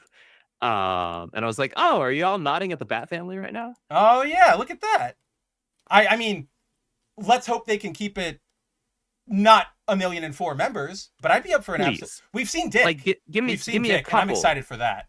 Yeah, just give me a couple. We don't need to go crazy here. A couple would be interesting. We can't do Damien. Like the second you go, no, Damien doesn't make sense. Immortal, sexy ninja lady like comes to Gotham because you are like the peak of humanity. It's not you, Bruce. Yeah, it's not this one. Yeah, we're already too fantastical for it to be the absolute universe at that point. I did, but like this. Or no, go ahead. I was just gonna say, I think there are a couple of traditional Bat family members that you could layer into this and it not be crazy. I think, as much as I hate to say it, I think you're best left with, and you would have to make a decision to not even directly tie them to Bruce, but you could do Dick and Jason, and don't go further than that. Because we're so early. Otherwise, I'd feel like a hypocrite and be like, hey, in New 52, I was like, hey, so how do we go through 18 Robins in 6 months? It's my favorite. Right? It's my favorite thing. It's my favorite thing. The Robin flash sale, or the fire sale. It's my favorite thing. No, I think those Robin two... blue light special. Like lifetime warranty too. Like you can just and no matter what, like you just turn it in and we'll give you a new one. We'll give you a fresh model. I think Dick and Jason will work. I think you can do Batwoman, but you don't do her as an out. Like that's going to have to be sort of like Ultraman in the Superman movie. Like she's an Arc M agent that is like we're trying to make you equal to something like that. But I think in terms of the family, you can't go more than those two, because like you go to Oracle, then that kind of blows up the working class man Batman, right? Because now he's got all this tech to hang out with. We've already got Barbara anyway.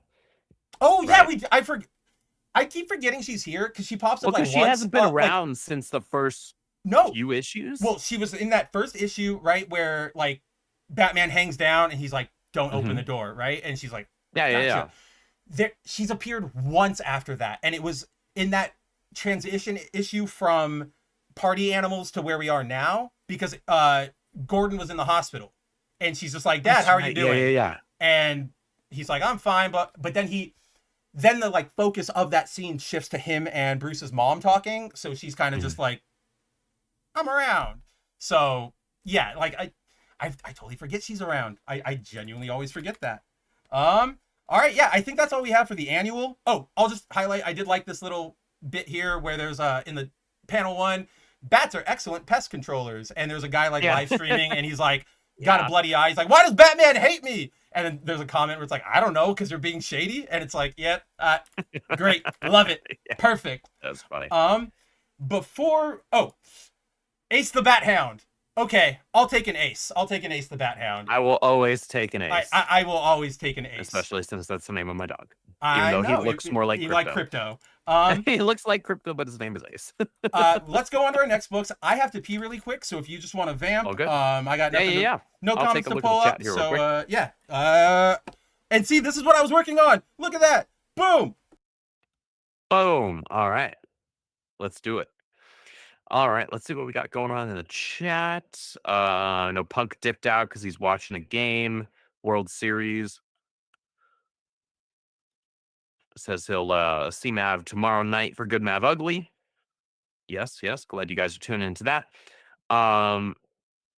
Zero says Mariko Tamaki self-inserted into a book to deconstruct Starfire. I mean, she didn't even really deconstruct Starfire in the I Am Not Starfire book. It wasn't even that. It was literally just a self-insert as Starfire's daughter. And it was just a bad story that nobody asked for, fewer people wanted, and even fewer people read. So yeah, anything that her name is on does not set foot inside my home. And then it goes double for Tom King. Then Zero says, in other words, much noise about nothing on social media. I mean, yes and no. Like Mav and I both addressed, the knee-jerk reactions, I think at least to a degree, it might be a small degree, come from an understandable place, a place I can sympathize with, even empathize with. However, the defining thing is whether you strictly operate off of that initial knee-jerk reaction, or if you allow that moment to happen and then say, okay, I got to be an adult and I got to actually work with the full context of the information presented.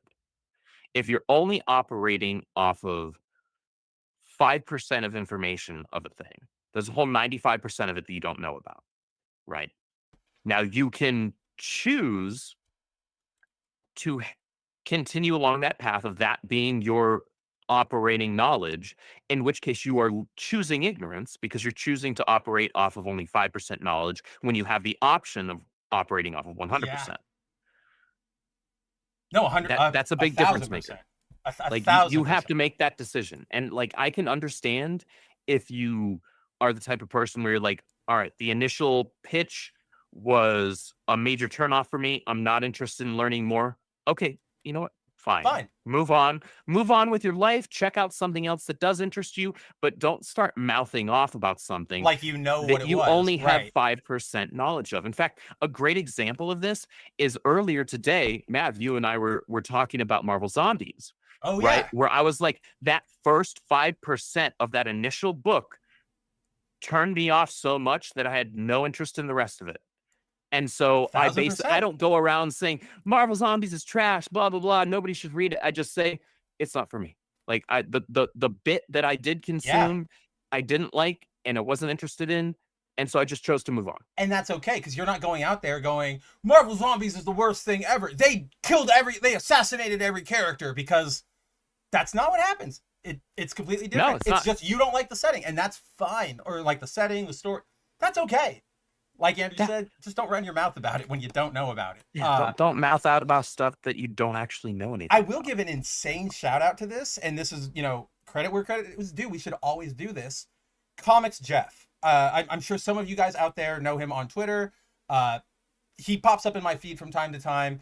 Andrew knows him because we share his takes a lot, because they are often very reductive. And like, come on, like, you're not giving the full story. Like, what are you doing here? Like, you're not. And he's talking about comics, and we know what we're talking about. So we always like make fun of him, push back between us. Today, he was like, I got to be honest with you guys. Anybody who's complaining about this annual didn't read it. Every complaint is not based in and I was like, all right, I might not like you or like how you go about things, but you've at least got some level of like self-respect, you know what I mean? And I was like, all right, cool. I can acknowledge that. That was cool. Yeah. But let's see. With Absolute Batman out of the way, I think that's all we have for DC, really. Well, we're gonna jump and then we'll come back to DC. What am I saying? Why am I so stupid? I genuinely forgot that, and I'm like, I feel stupid about that. So, with Batman out of the way, let's jump over to the greatest Emma Frost, White Queen, number 5. DNA, killing it here. Like, great Nakayama cover. I'm great. like on eBay. I have the Joelle Jones cover, and that's actually what spawned the entire Marvel Zombies conversation that we had briefly earlier this afternoon, because I don't like Marvel Zombies. I don't like the premise. I don't like the setup. I don't like the first 15 minutes that I did read, and I closed it. I was like, my buddy had loaned me it, and I was like, sure, I'll check it out. Like, I'm glad you enjoy it. It's not for me. Yeah. But Joelle Jones, who has done some incredible Emma Frost covers over the last year or so, both for this mini series, Emma Frost White Queen, as well as for Exceptional X-Men, she had some amazing ones. That's like right. despite That that was a book book. being actual I water. literally, if the viewers probably saw it, and if you go back and you watch that bit, you said she did the covers for this series, and you didn't say the book yet, but in my head I was like, what possible other book was Emma in? Like, where would she have gotten a cover? And I mean, she was X-Men, in it and I went, technically, yeah! but she was barely in it, right? She was in it for like 5 minutes over the course of like 6 issues, and Even still, they've gone into their Revelation stuff, and she still only had maybe, and I'm being very generous here, maybe an issue's worth of screen time over 12, 15 issues. Like that, it's actually insane. It's crazy. She should be your cell. Like, that should be an easy sell, to be honest. I mean, she was the cell of the, was it Ultimate Wolverine? Ultimate Emma showed up in one of these weeks that you've been away, and she was like the cell of that issue because she's that awesome. In Ultimate Wolverine? Yeah, are you sure? Because I just caught up on Ultimate Wolverine, and she hasn't shown up that I know. It must be something else. Where could it be then? Because I know. Was it? No, it's not Ultimate. Are you sure it wasn't Ultimate? Are you sure it wasn't Ultimate X-Men? No, I'm positive it wasn't Ultimate X-Men. I know this because normally I wouldn't tell you anything because you don't really give a shit about that. And that's actually unless it's Emma, but that's actually a good case to what we were just talking about. Like, Andrew doesn't care for X-Men. He just doesn't like pizza style as sequential, and that's fine. He's not going out going, this is destroying the X-Men's legacy. This is the worst thing I've ever seen in my entire life. Right. That's kind of where most of our emotions should go. I feel like at this point, we've all, at least on my end, like, I'm kind of in that acceptance phase of like the stages of grief for all of this stuff where it's like, I could just keep getting mad that you're not putting MJ and Peter back together. And I was for many years, but at this point it's like yelling at a wall, right? Like I'm not getting anywhere with this. It's better to just like cut it off if it gets that bad than to keep going. Where? I'll find her. I know she popped up, but she was like the headliner of whatever this particular story. Where was she? I'm so curious with myself now. Anyway, yeah, I'm still very surprised you want this cover. Like, it's just like, it's actually just a genuinely impressive piece, and I do like Joelle Jones covers in general. But you're so like not into that, like we were talking about, like you like Resident Evil and World War Z, but you're not into like the gore of it per se, right? Like, yeah, I just like the storytelling. Yeah, and that's why I'm like the face is so butchered and gross, and I'm like, I know.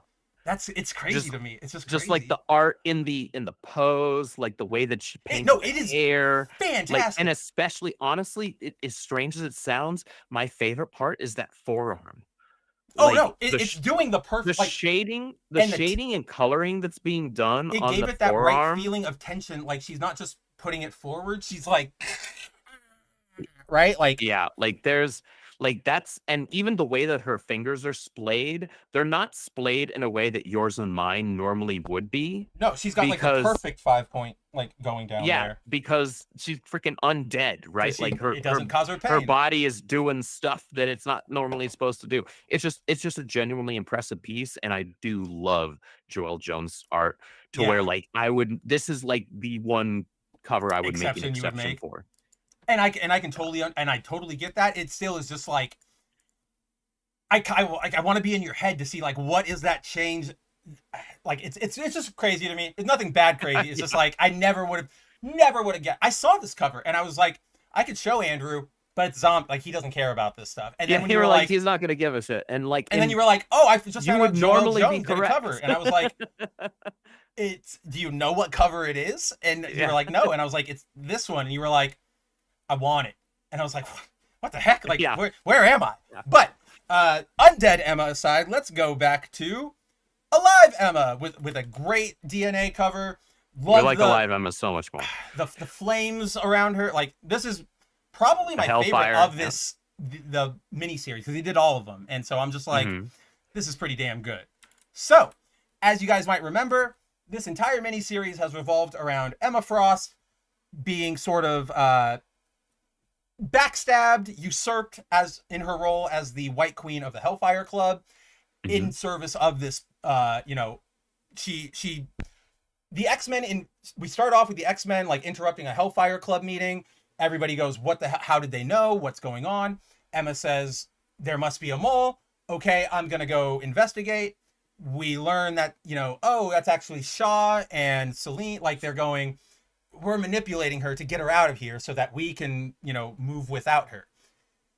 We didn't cover last issue because there really isn't a lot to cover in last issue. Emma gets sort of dumped out in the desert.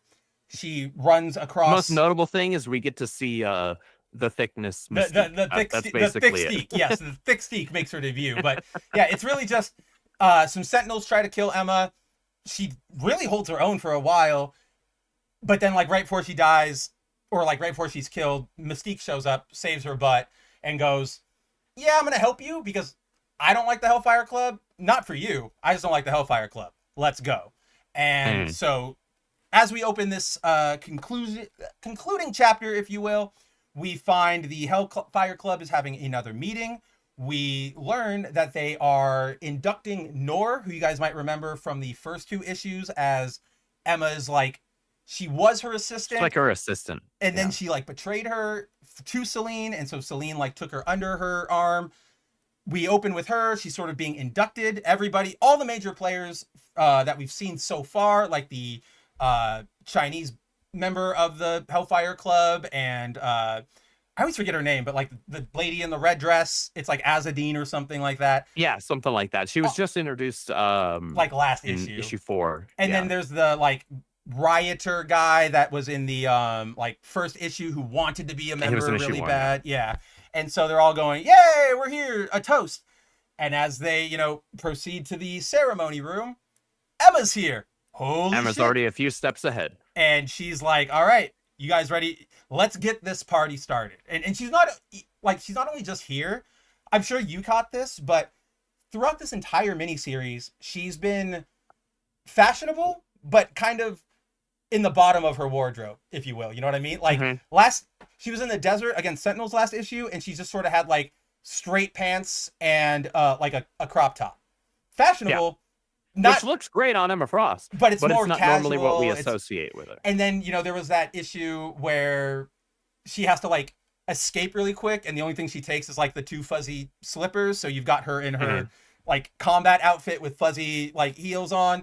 She's never been in full form, if you will. And so now she we're coming back. She's ready to, collapse it all together. See her in her classic 70s Emma Frost. The White Queen. The White Queen Hellfire Gala. So good. Hellfire outfit, right? And so, obviously, everybody freaks out. They rush to attack her.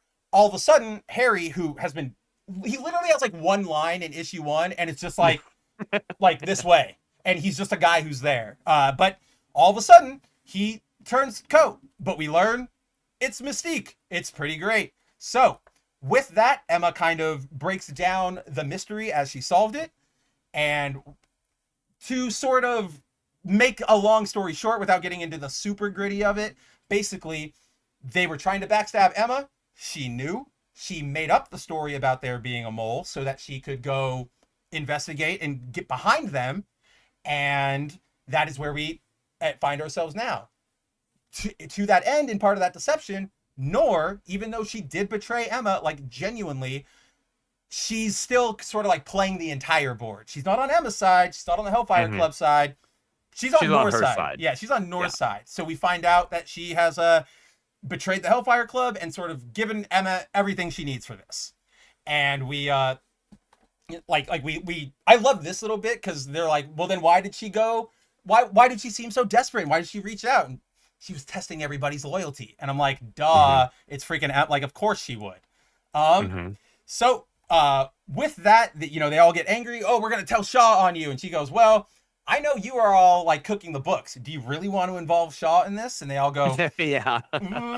Y'all have been skimming some off the top there. Yeah. Like, and you don't do that with Marvel. Like, you don't do that with regular like syndicates, but like Marvel syndicates in particular, you really like Hellfire really Club, don't want to do that. Hammerhead, like you don't want to be doing Kingpin, right? Like we don't want to be doing this. So eventually Shaw, you know, does the supervillain thing and he just like blinks into the screen and is like, well played, Emma, like well played. Like the White Queen is back in top form. But then he goes, well, here's the problem. If you want to be the White Queen, we just like inducted Noor as the White Queen. So now you've got a psychic battle to the death.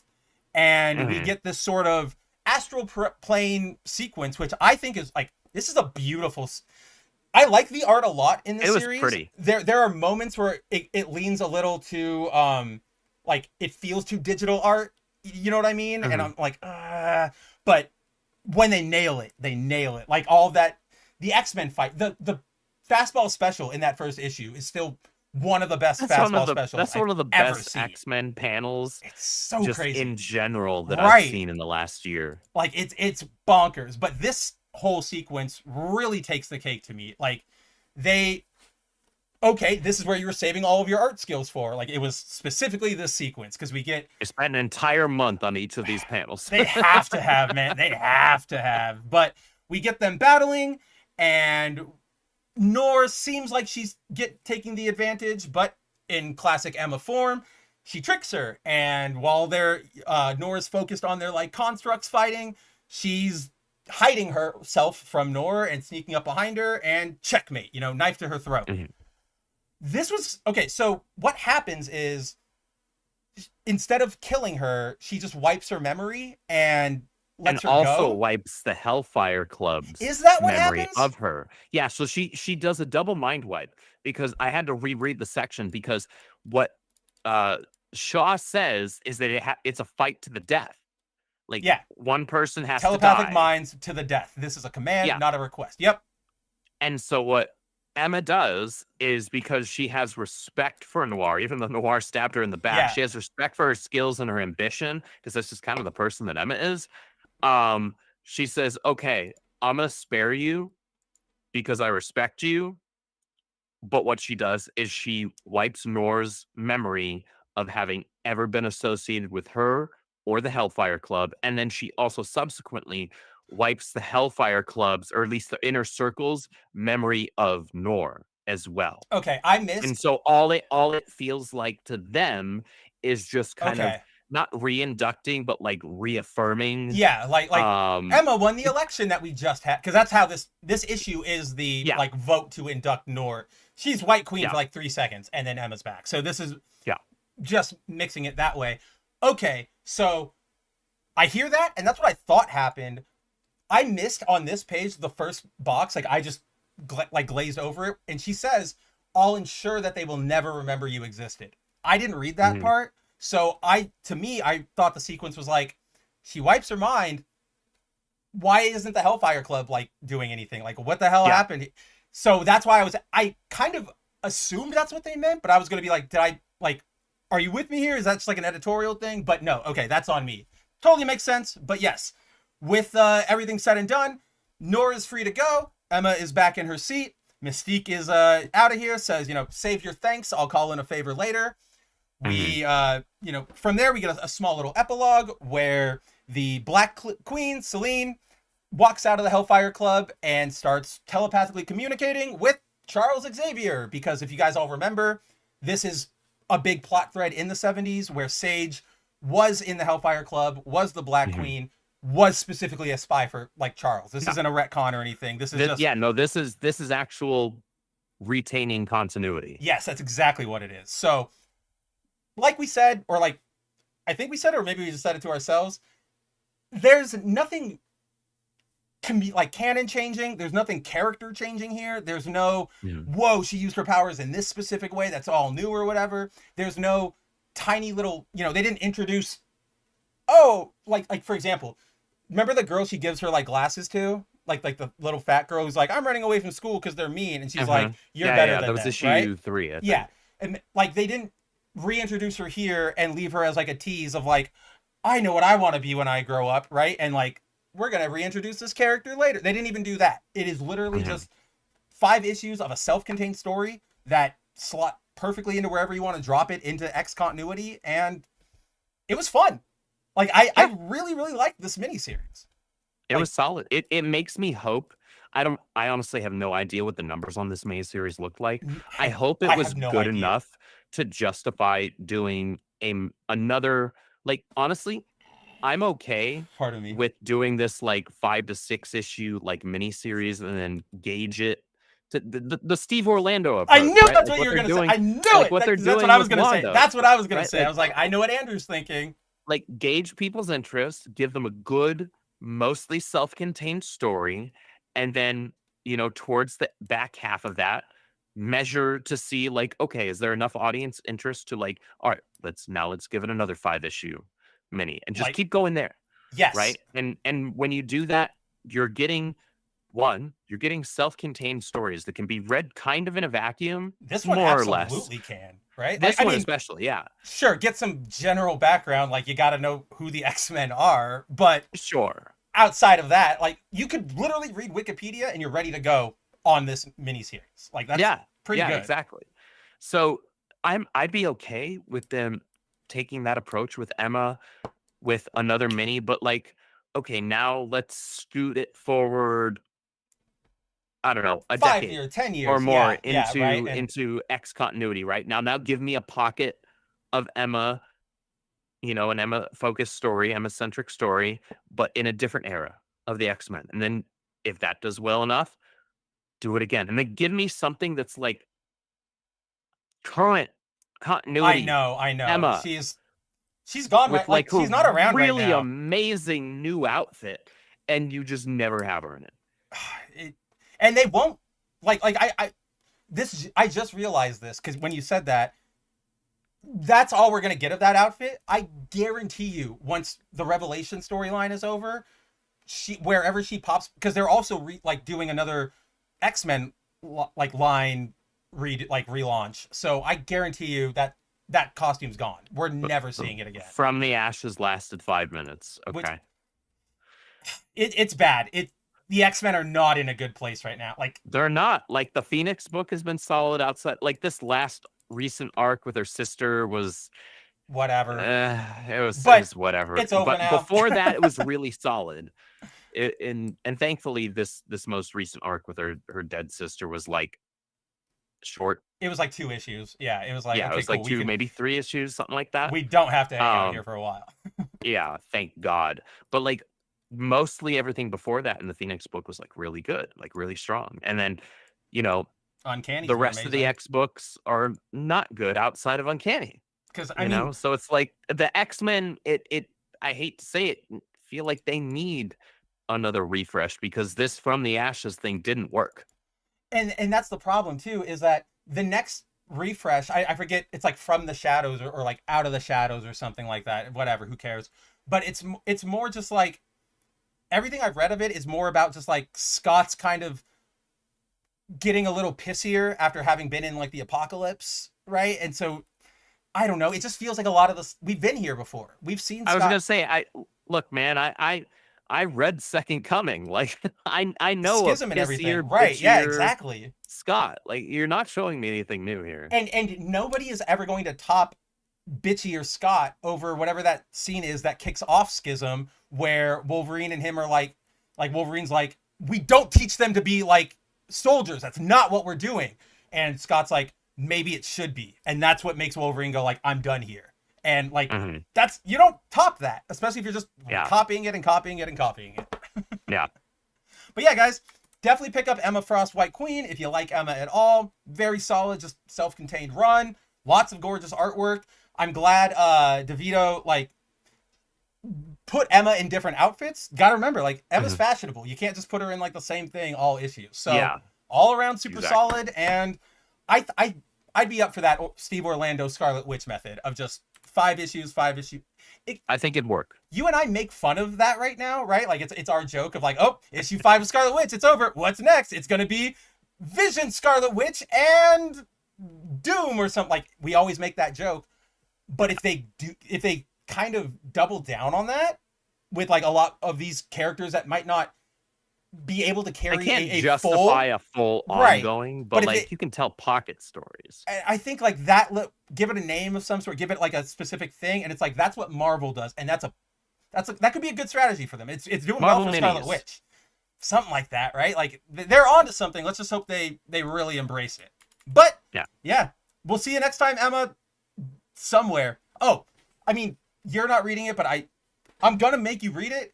The Iron and Frost stuff, or like the Iron and Frost mini that's coming out of Revelation, I love it. But that's just because. Oh, that's right. Yeah, I fucking forgot love- that like that first issue came out of that, right? Yep. And it's good. Yeah, Even if you my don't- shop didn't have it. Even if you don't read all of the like Tony Emma romance arc from like last year, which I still recommend, it is From was it Invincible Iron Man? yeah, like the beginning of Invincible Iron Man, like it is insanely like wow, like it's really really good, and it's a good development for them. But even if you don't read that, just like diving into here, it's still like a really good solid Emma story. So but aside from that, I have no idea where we'll see her next. But with that, let's jump back over to DC. Let's finally I hope you all have gone to the bathroom. I hope you're all seated. You've got your snacks, because it is Here we time go. to talk about the Flash as soon as I can find the issue. There we go. We are back. Flash. So let's before we dive into the book, so we mentioned this at the beginning of the show. This issue is kind of so for those of you who don't know where the Flash is right now, Cy Spurrier was the head writer on the Flash for the last like 3-4 years. He was doing it. Was he the Rebirth era? Or like the end of the Rebirth era? I don't even know what era Cy we were Spurrier just in. had a brief stint. Hold on, it's right here. So what happened was after Williamson wrapped up with Finish Line, then we had the Flash Forward mini, which should have been a maxi by Liddell.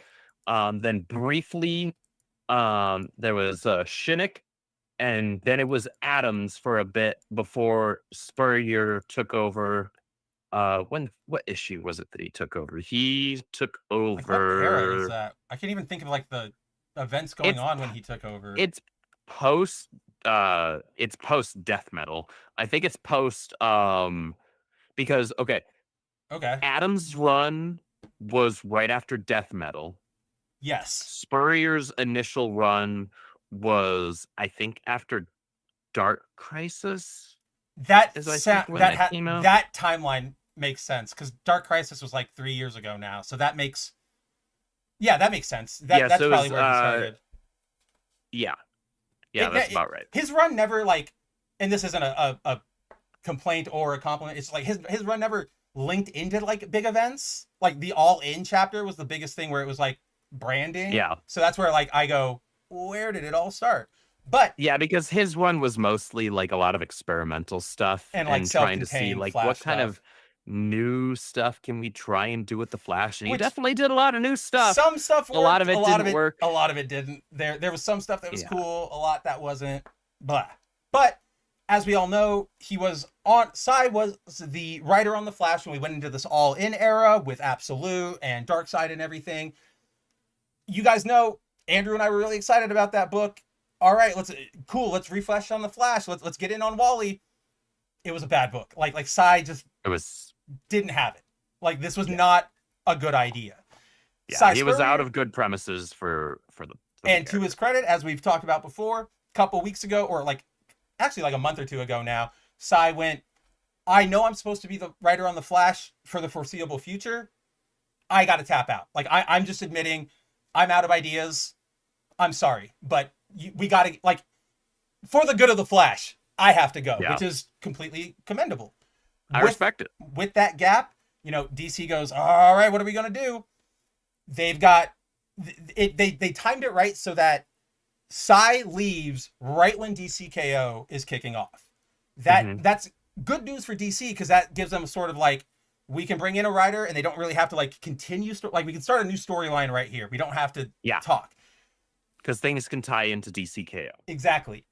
Luckily, DC got their shit together and made an incredible decision.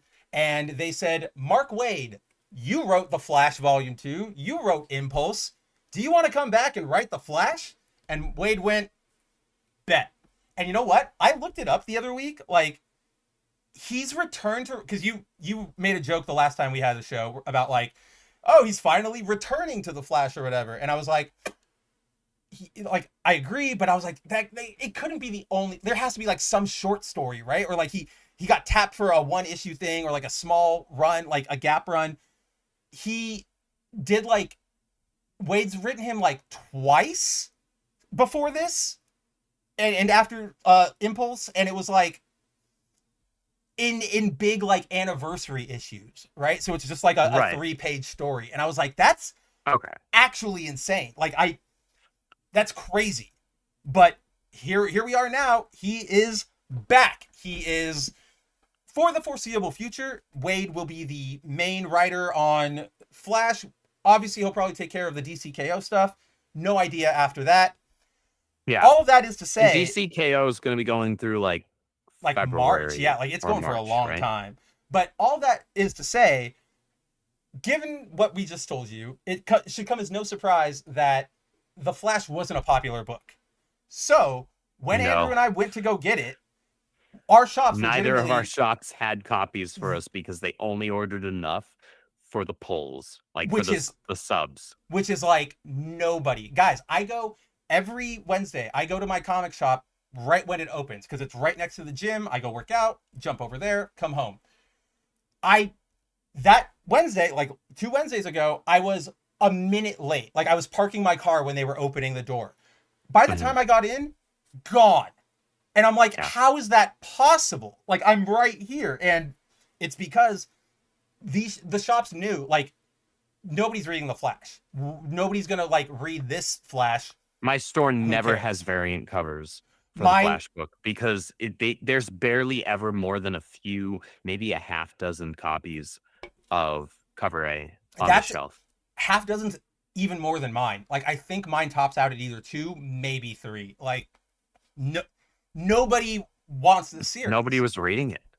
But we bring in Waid. We're entering into DCKO, and I mean, you guys, if you're a longtime viewer, you know, Andrew and I have been like upset. Like this is everything we've been wanting, right? Like, or like this was made for us. You give us a Wally Bart story with a beautiful Dan Mora cover written by Mark Waid, and you know, when they previewed this, they obviously gave like the little teaser tag, the solicit tag, and it was saying Bart wants to try and help.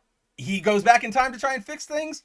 Impulse, like that's perfectly Bart, perfectly comic books. Like so Bart. Everything worked in this. I'm happy to say, so far, like the first issue delivered on that. This was a great issue. I was telling Andrew, like, it felt like Waid had never left. I felt like I just slipped right into The Flash Volume 2. It is, Wally feels right, Max feels right, Bart feels right, hell, Superman feels right in the like very brief moment that he appears. And I'm excited like about what we've got in front of us. So I am too, and also in retrospect to kind of like build off of the point you just said about like shops not ordering many copies of this. I'm sure that your shop and my shop are far from outliers with regards to that. I have a feeling that like these copies might be worth something at some point because this is Wade's first time back in a long time. You know what? I think you're right, and I think, follow me here, I think Flash might have been done. I think like if Spurrier wrapped it up, I imagine like with the way they wrapped Cards Where They're Dealt with him leaving early and everything, like they gave it that like period ending. in one of the specials, like not for the book, but just for that storyline. And like this, I think you might be onto something where we're gonna learn that this was a swing, right? Like Yeah. Flash is This could have dead. been a matter where we didn't have an ongoing Flash book for a little while, and he was just in the Justice League Which, book. funnily enough, is actually why they brought him in the first time, because Barry gets killed off in Crisis, mainly because like obviously in a narrative sense, but editorially that was an ask because his book just wasn't doing anything. Like his book was not. Yeah, it was dead in the water. It was. And so they got post Crisis, Savage Velocity. We get Mike Barron. Yep. And then and like it's Messner middling. Lobes. And yeah, it's which like, is it does, like, it introduces some interesting ideas. It introduces a couple of characters that get carried forward in years afterwards. But overall, these runs in and of themselves, they don't do anything like particularly special. But then, I mean, would you agree that like they were, that was also a weird era where they were not sure what to do with Wally, so it just felt like we were doing Barry again, even though it was a different character, but just like the tone of his adventures. Yeah, the tone of his adventures felt more or less like Barry's, but they were using Wally, but they were mischaracterizing Wally because they turned Wally into an insufferable jackass for a while. Which, like, but then, we talk about it, we joke. In Titans, where he gets most of his character development, they confirm, like, Wally, you're kind of a dick sometimes. But in those runs, like, but he's like an accidental kind of jerk there. In those runs, it's like, oh my, somebody whoop his ass. Like, he is way too, like, uppity. This is insane. Yeah, exactly. But then we get Born to Run. Everything changes. And it is off to the races, pun intended. Like, that's where we get Wally. That's where we get Wally. Like, this Waid kind of like reintroduces Wally as a character. He reintroduces the Flash mythos, and everything changes from here. A legacy is built from this story. You don't get there's never been a run. You don't get Justice League Unlimited, like the cartoon that we all grew up with. You don't get that Flash without Mark Waid's Flash run. It's not a great example, but like you don't get the Flash movie without Mark Waid's Flash. Like that's you don't get Flash mainstream anything. You don't get the CW show. Yeah, like you don't get it. That's how Waid is. Yes, he's not like the creator of Flash, but he's gonna be like his stepfather when all is said and done. You know what I mean? Like, I was gonna say he's like the stepfather or the uncle of Wally at this point. He is Bart's dad, though. Oh, he's 100% Bart's dad, and he's kind of been the only one who's ever really gotten him right. Like, Peter David did some fun stuff. David and Justice. That's what I was just about to say. Like, I always forget to and John's differentiate. Had a couple of moments in his Teen Titans run. He did for like I did like Bart in that run. There are some weird moments with Wally though. Yeah, like Johns gets Wally and Bart's relationship a little weird. Like he kind of like turns them on each other a bit. Yeah. Arc where it's like, wait, like at this point, Wally wouldn't have a problem with Bart.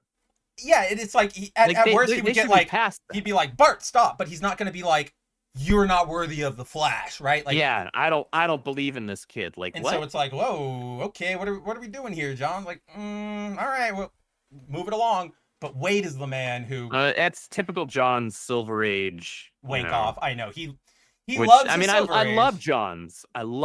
But sometimes he leans a little bit too much into that Silver Age wankery, and it kind of blows everything up. Like, I love them to death.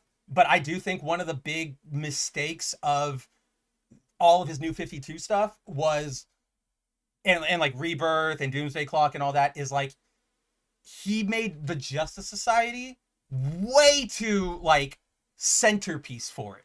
Which is like, they're great. I love them. Do most people give a shit about the Justice Society? I don't know. But the fact that you keep going back to them for everything, I don't know if that's really helping anybody at this point. Like, John, like, it's not. The society is going to take a break and the Legion's going to take a break. You just have to accept that, John. Like, That's where we are right now. But all of that aside, with Waid back on the Flash, like Andrew said, we're all, like, it's back. It feels like everybody. Let's just get into it. So we open with, like, right off the bat here, guys, it feels like classic Waid, because we get the opening monologue of, like, my name is Wally West, let me catch you up. And we see him, he's fighting, but it's not a brawl. He's, like, thinking about, like, oh, I gotta strategize, I gotta jump, do I jump? Like, I love it, because he's like, all right, Dr. Alchemy's hovering above the Grand Canyon. I can either plow right into him, but that's probably going to kill him because I'm going to be going way too fast, or I can jump and try to barrel into him. I don't know if I'm going to hit him. And he just goes, yeah, all right, go. And he just kind of, throws it to the wind. Luckily, it pays off. And I always like this, like when heroes use their powers in, like, not specific power way, like turning himself into a big cannonball. I don't know. That was really cool to me. So from there, we just get sort of this recap of where Wally has been during the Spurrier run. Recap. Which is, like, good. This is kind of all you should give without it getting felt like really Waid weird. Spent 5 minutes reading that run and then was like, all right, this is all I need to know. Yeah, well, so this is all the reader needs to know. No, he's like, it happened. He's not wrong. No, he's like, it happened, let's move on, right? Like, because he even says, he's let's like, forget most. I love it too, because Wally goes, see, I just fought a war. I won and I lost. But that was nothing compared to what comes next. And it's like, well, we don't care about that shit anymore. It's DCKO time. And I'm like, we're dealing with Darkseid. We don't care about anything else that just happened. And I was like, I see you, Waid. So with that, we we get Wally's little recap. We get our credits page. Then we open on a scene of, and this is what we're talking about with, like, Bart and Waid, where Bart realizing that Irie has sort of been cooped up with doing all the Justice League stuff and helping her dad lately. He's like, let's go have some fun. Like that's what we're gonna do. And he's like, we're just going to he steals a ship from the Justice League, and he's like, we're just gonna hit, like, hyperspace, see where it takes us. And he's like, all right, let's do this. And I love this because he hits it, and all of a sudden, emergency stop, 0 thrust. And they're like, what the heck? And Superman. So 2 things. I love that it specifically said emergency stop, because it's actually the name of an arc back when Waid was writing. I also absolutely adore the super anime, like, chibified Bart face down there. Yeah, me too. I like that Waid's playing with this more, because if you remember that issue of Justice League Unlimited, right? Where he's like, I see Airwave, can somebody listen to me? And everybody's like, we're busy right now. Like, no. He's communicating a lot in that issue in, like, word bubble emoji. And I think that really works for Bart. I don't think it would work for Barry or Wally, but for Mr. Virtual, no, it would not work for any of the other future ones. Kid, for Bart, absolutely 100%. Works for Bart. But yeah, so the one thing I really like about this is just Superman being like, he stops him and he's just like, not now, guys. Like calm down. That's he knows, like he's, it's a parent thing. Like, I love it that he's not, like, freaking out. You brought this up too, and I just want to hit it here. I think Waid is trying to deal with play the hand he's dealt, but Irie feels weird right now because Impulse is treating her more like she's a kid, right? Like you've been cooped up. Like, wow, that's crazy. Your parents don't let you go out.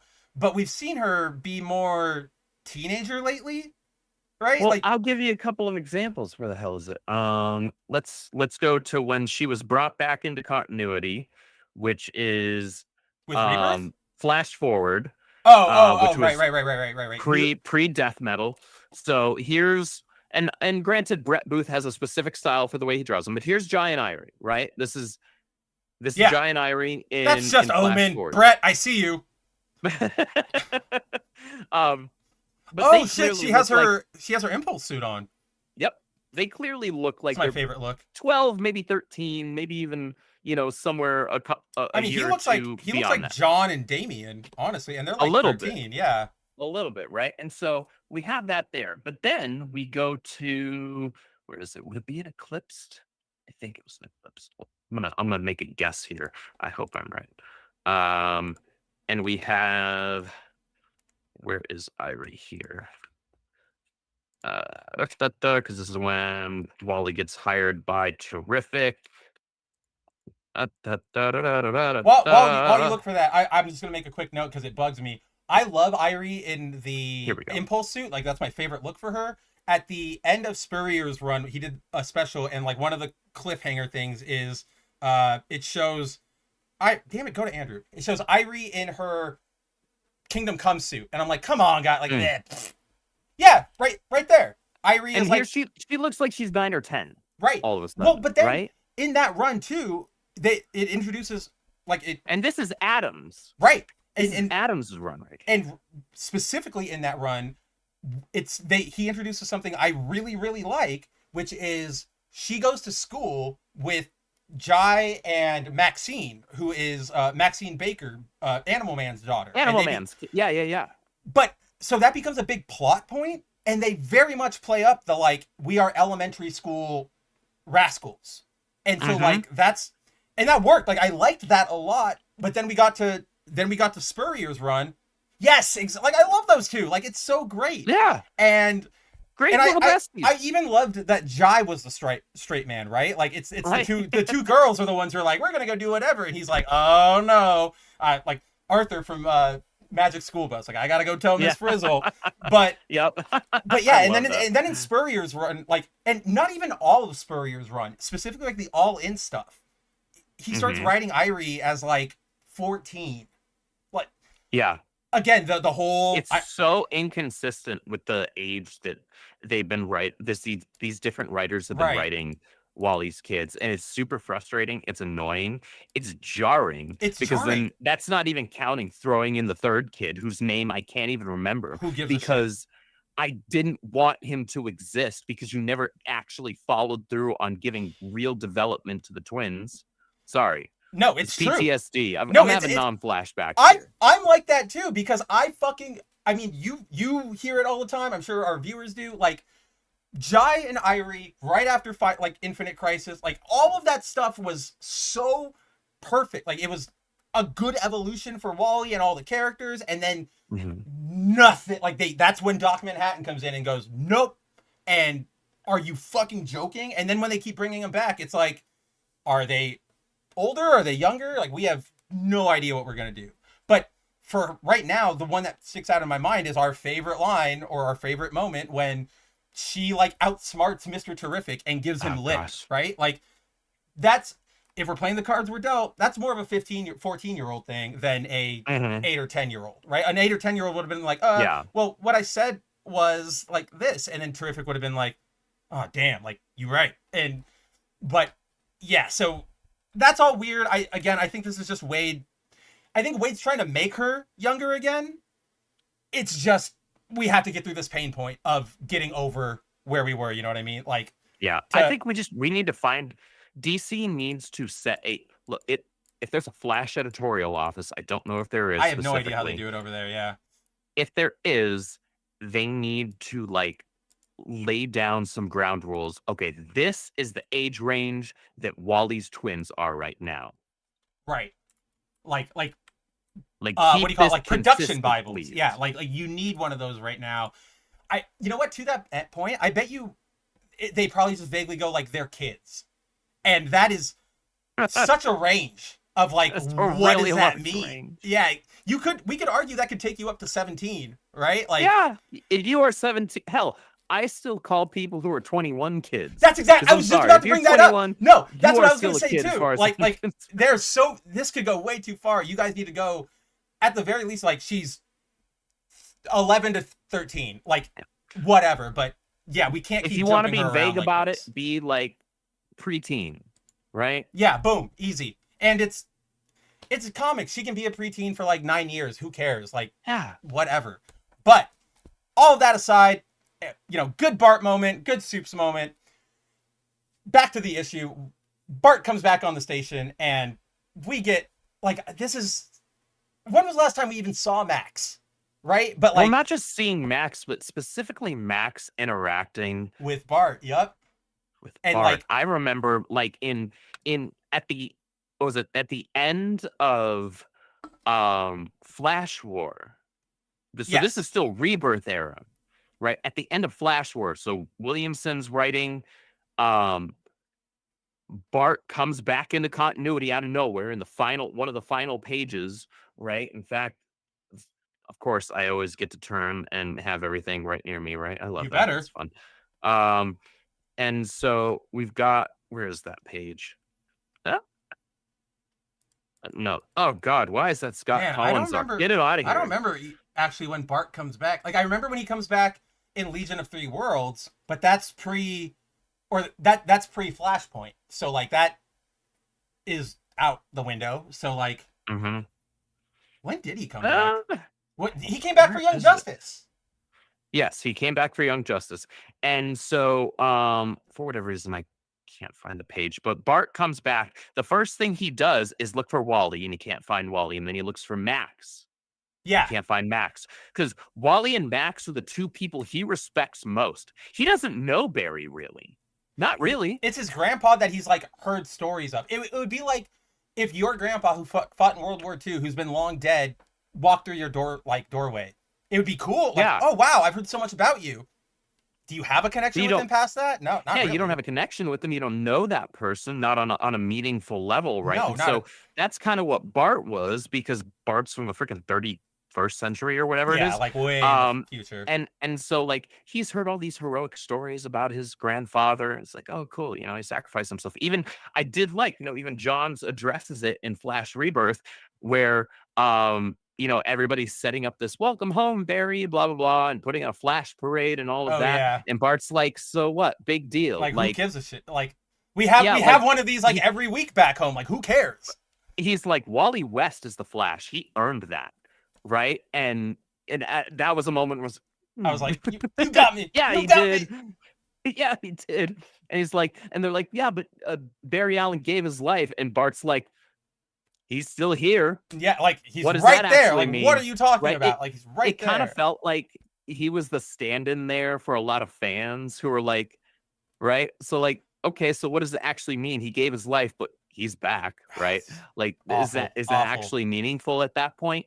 And so it was those two characters are so important for Bart if you're going to like ground Bart and tell good stories with him, because Wally is the person who like Bart really had to work to earn the respect of, and Wally in kind of like the reverse of that didn't really like want it. had to he didn't, but he grew to like respect and love Bart, and that was him growing into like that was their own Barry Wally, right? Was Wally exactly Bart. Wally's like, fuck, I remember being you. We never got that opportunity and that chance to have like Flash and Kid Flash stories with Wally and Barry, or Wally and Bart. We only got them interacting in the Teen Titans, where Johns made them hate each other, right? Which is like, that ain't was right. A step backwards. Like that ain't right. Yeah, exactly. Yeah, I was walking back their character development. So like I agree. So just on that Barry note, like me, we talk about it all the time. Never should have brought him back. I agree with you. Like, I don't even particularly like him. Like, I respect him. I really like that moment in Crisis. Don't really care about him outside of that. I'm rereading a bunch of stuff right now because of the DCKO stuff made me go look at things. Andrew knows it's not that important. But there is that scene in Final Crisis in issue 1, right? When Jon Stewart and Hal go to investigate Orion's death, and they turn around, they're like, what is that? And it's Barry. And he's like running, and he's like, run! And he's like trying to stop the bullet. Yeah. That's like, that was it. Like, even when I reread it like 2 days ago, I was like, holy shit, like that's actually a sick moment. Like, that means things are about to go down. And then it's immediately undercut by the fact that they just bring him back. And he's like, I'm here now. Finally found the dang page. I'm like, woo! Oh, you did. Finally found the page. This is towards the end of Flash. Okay, I know that page. Where is he? What is the context of his coming back? I can't remember. The context of him coming back is literally because Wally and Barry freaking broke the Speed Force. Yep. From their race. Their race. Yeah. Okay, that's what. And it literally is just like a, hi, like I did. There's no build up. It's literally just like Bart's here now. No, Like, it's literally out of nowhere. That is right. That is right. That is right. If I remember correctly, in the floppy, it's literally a page turn. Yeah, you know, it is, and like you only get like 2 editorial narration bubbles of like, oh, there's something else happening here, and then it's like, oh shit, Bart's here. Okay, why not? But to all of that, like, I love this. So what happens next is Bart, Max says, like, Bart, you need to calm down. Like, you need to breathe, kind of in his classic mentor phase. Bart sees Doomsday, the time trapper, and goes, not at all. And he tries to, like, go for him. Wally immediately grabs him. He's like, you need to calm down. Like, this is serious. Like, park it. Like, chill. And then we get a quick recap of everything that's been going on, because it's in all the, like, it's in 4 different books. You're going to need a recap. And off of that, we get a moment where the speedsters are going, all right, what do we do here? Like, are we all going to go fight in the DCKO tournament? Who's going to stay behind? Like, what do we do? And I love this moment because so Jay's like, I'm going to go. I've been pissed since Wildcat died. Max is like, I'm not the competitor, but it probably should be Jay. And Wally is sort of like, I know it should be, like, I'm the strong, like, I know I should go, but I also think this is all stupid and insane. Like, it's really interesting seeing Wally panicking again. Like, we haven't seen that since Waid, which is... I'll also say that if you were going to make me believe that Wally wasn't participating in the KO tournament, this was the way to do it. Yep. Being like, the world because still needs otherwise a it's Flash. like, wait a second, like, how is he not in this tournament and basically just wiping the winning. floor? Like, you win, right? Like, you can't. Jay's the only one you Wally can put and here. you're actually paying attention, and actually leveraging continuity, then you're like, well, unless we're pulling off some like BS with Superman, which I guess you can do because it's Superman. Outside of that, he's the only one. So Wally wins, right? Just like hands down. Like it. So, but instead, it's not a fight. He's prioritizing his family. He's prioritizing his relative here, and he's focusing on that. It's like, okay, and I'm actually okay with that. Yeah, because me too. that gives me this. This gives me Barry and Bart, or Wally and Bart, right? Like, yep. That gives me this thing that I haven't had since Wade's initial run. I mean, like they're debating and they're arguing here, and Bart interjects, and then Wally has this line where he's like, oh yeah. So Bart's like I was hooked up into the future, remember? Like I was always metabolizing like, gooey acids and stuff. Like, this is what I do. And Wally goes, the only gooey glob is between your like ears. And I'm like, that is a swing he has not made since Waid. Like, holy shit. Like we were saying, like we're right back into it. Like, we're right back as if nobody ever left. But Waid hadn't missed a step. No, not at all. And so from there, they're debating, they're going, why, like, what are we doing? They're all stressing out. Wally realizes Bart's gone. He goes, oh, like, where did he go?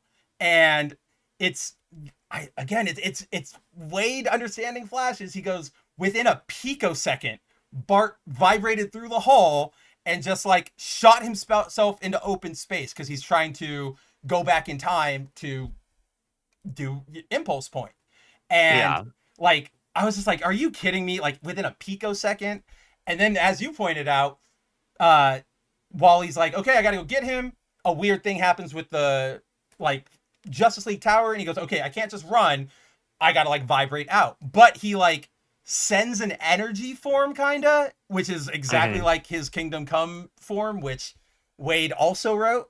But as I pointed that out. You did, like, that's what I'm saying. Yeah, Kingdom Come Wally Flash. And I was just like, oh shit, here. like oh, and that's when I sent the image of like the Obama giving himself a medal like meme, like, because I'm like, that's what Wade's doing right now. If I made it, I'm gonna play with it.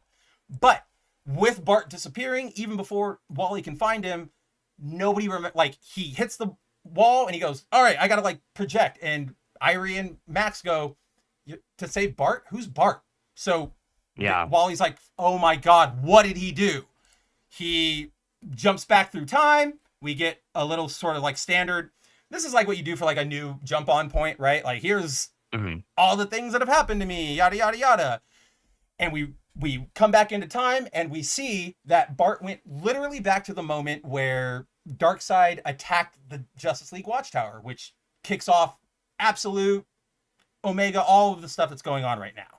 And he's basically going, this is where we can do it. We're in we're moving faster than light. This second can't be perceived. Let's just kill him right now. Like, before he explodes, we can take him outside. Like, let's do it right here. And I love this because Bart rockets off before Wally can say anything, but Wally in his head, he says, but I already know. I don't know how, but I know. And in the Scott Snyder, page turn moment, I actually, this was for me like a jaw dropper. Darkseid like, he sees Bart. He's like, oh no, it doesn't matter that you're like moving. Nobody should be able to see Bart. People who haven't been reading Flash comics long enough don't realize there are few Speed Force conduits that have a connection on the level of Bart. Like, and arguably his is as close, if not even more, than Barry's at times. I mean, like, the only person that exceeds him is Wally. And that's literally because Wally mainlines the Speed Force. And remember, like, Bart's the only one. He took all of the Speed Force into him. Like, he's the only one who's like capable of holding it. Like, he's strong. So like, for Darkseid to like move, I don't think like the regular Darkseid would have moved, but this one, like this Omega charged one, this one who is like supposedly like he's everywhere and he's everything. He's almost omnipresent. Yeah.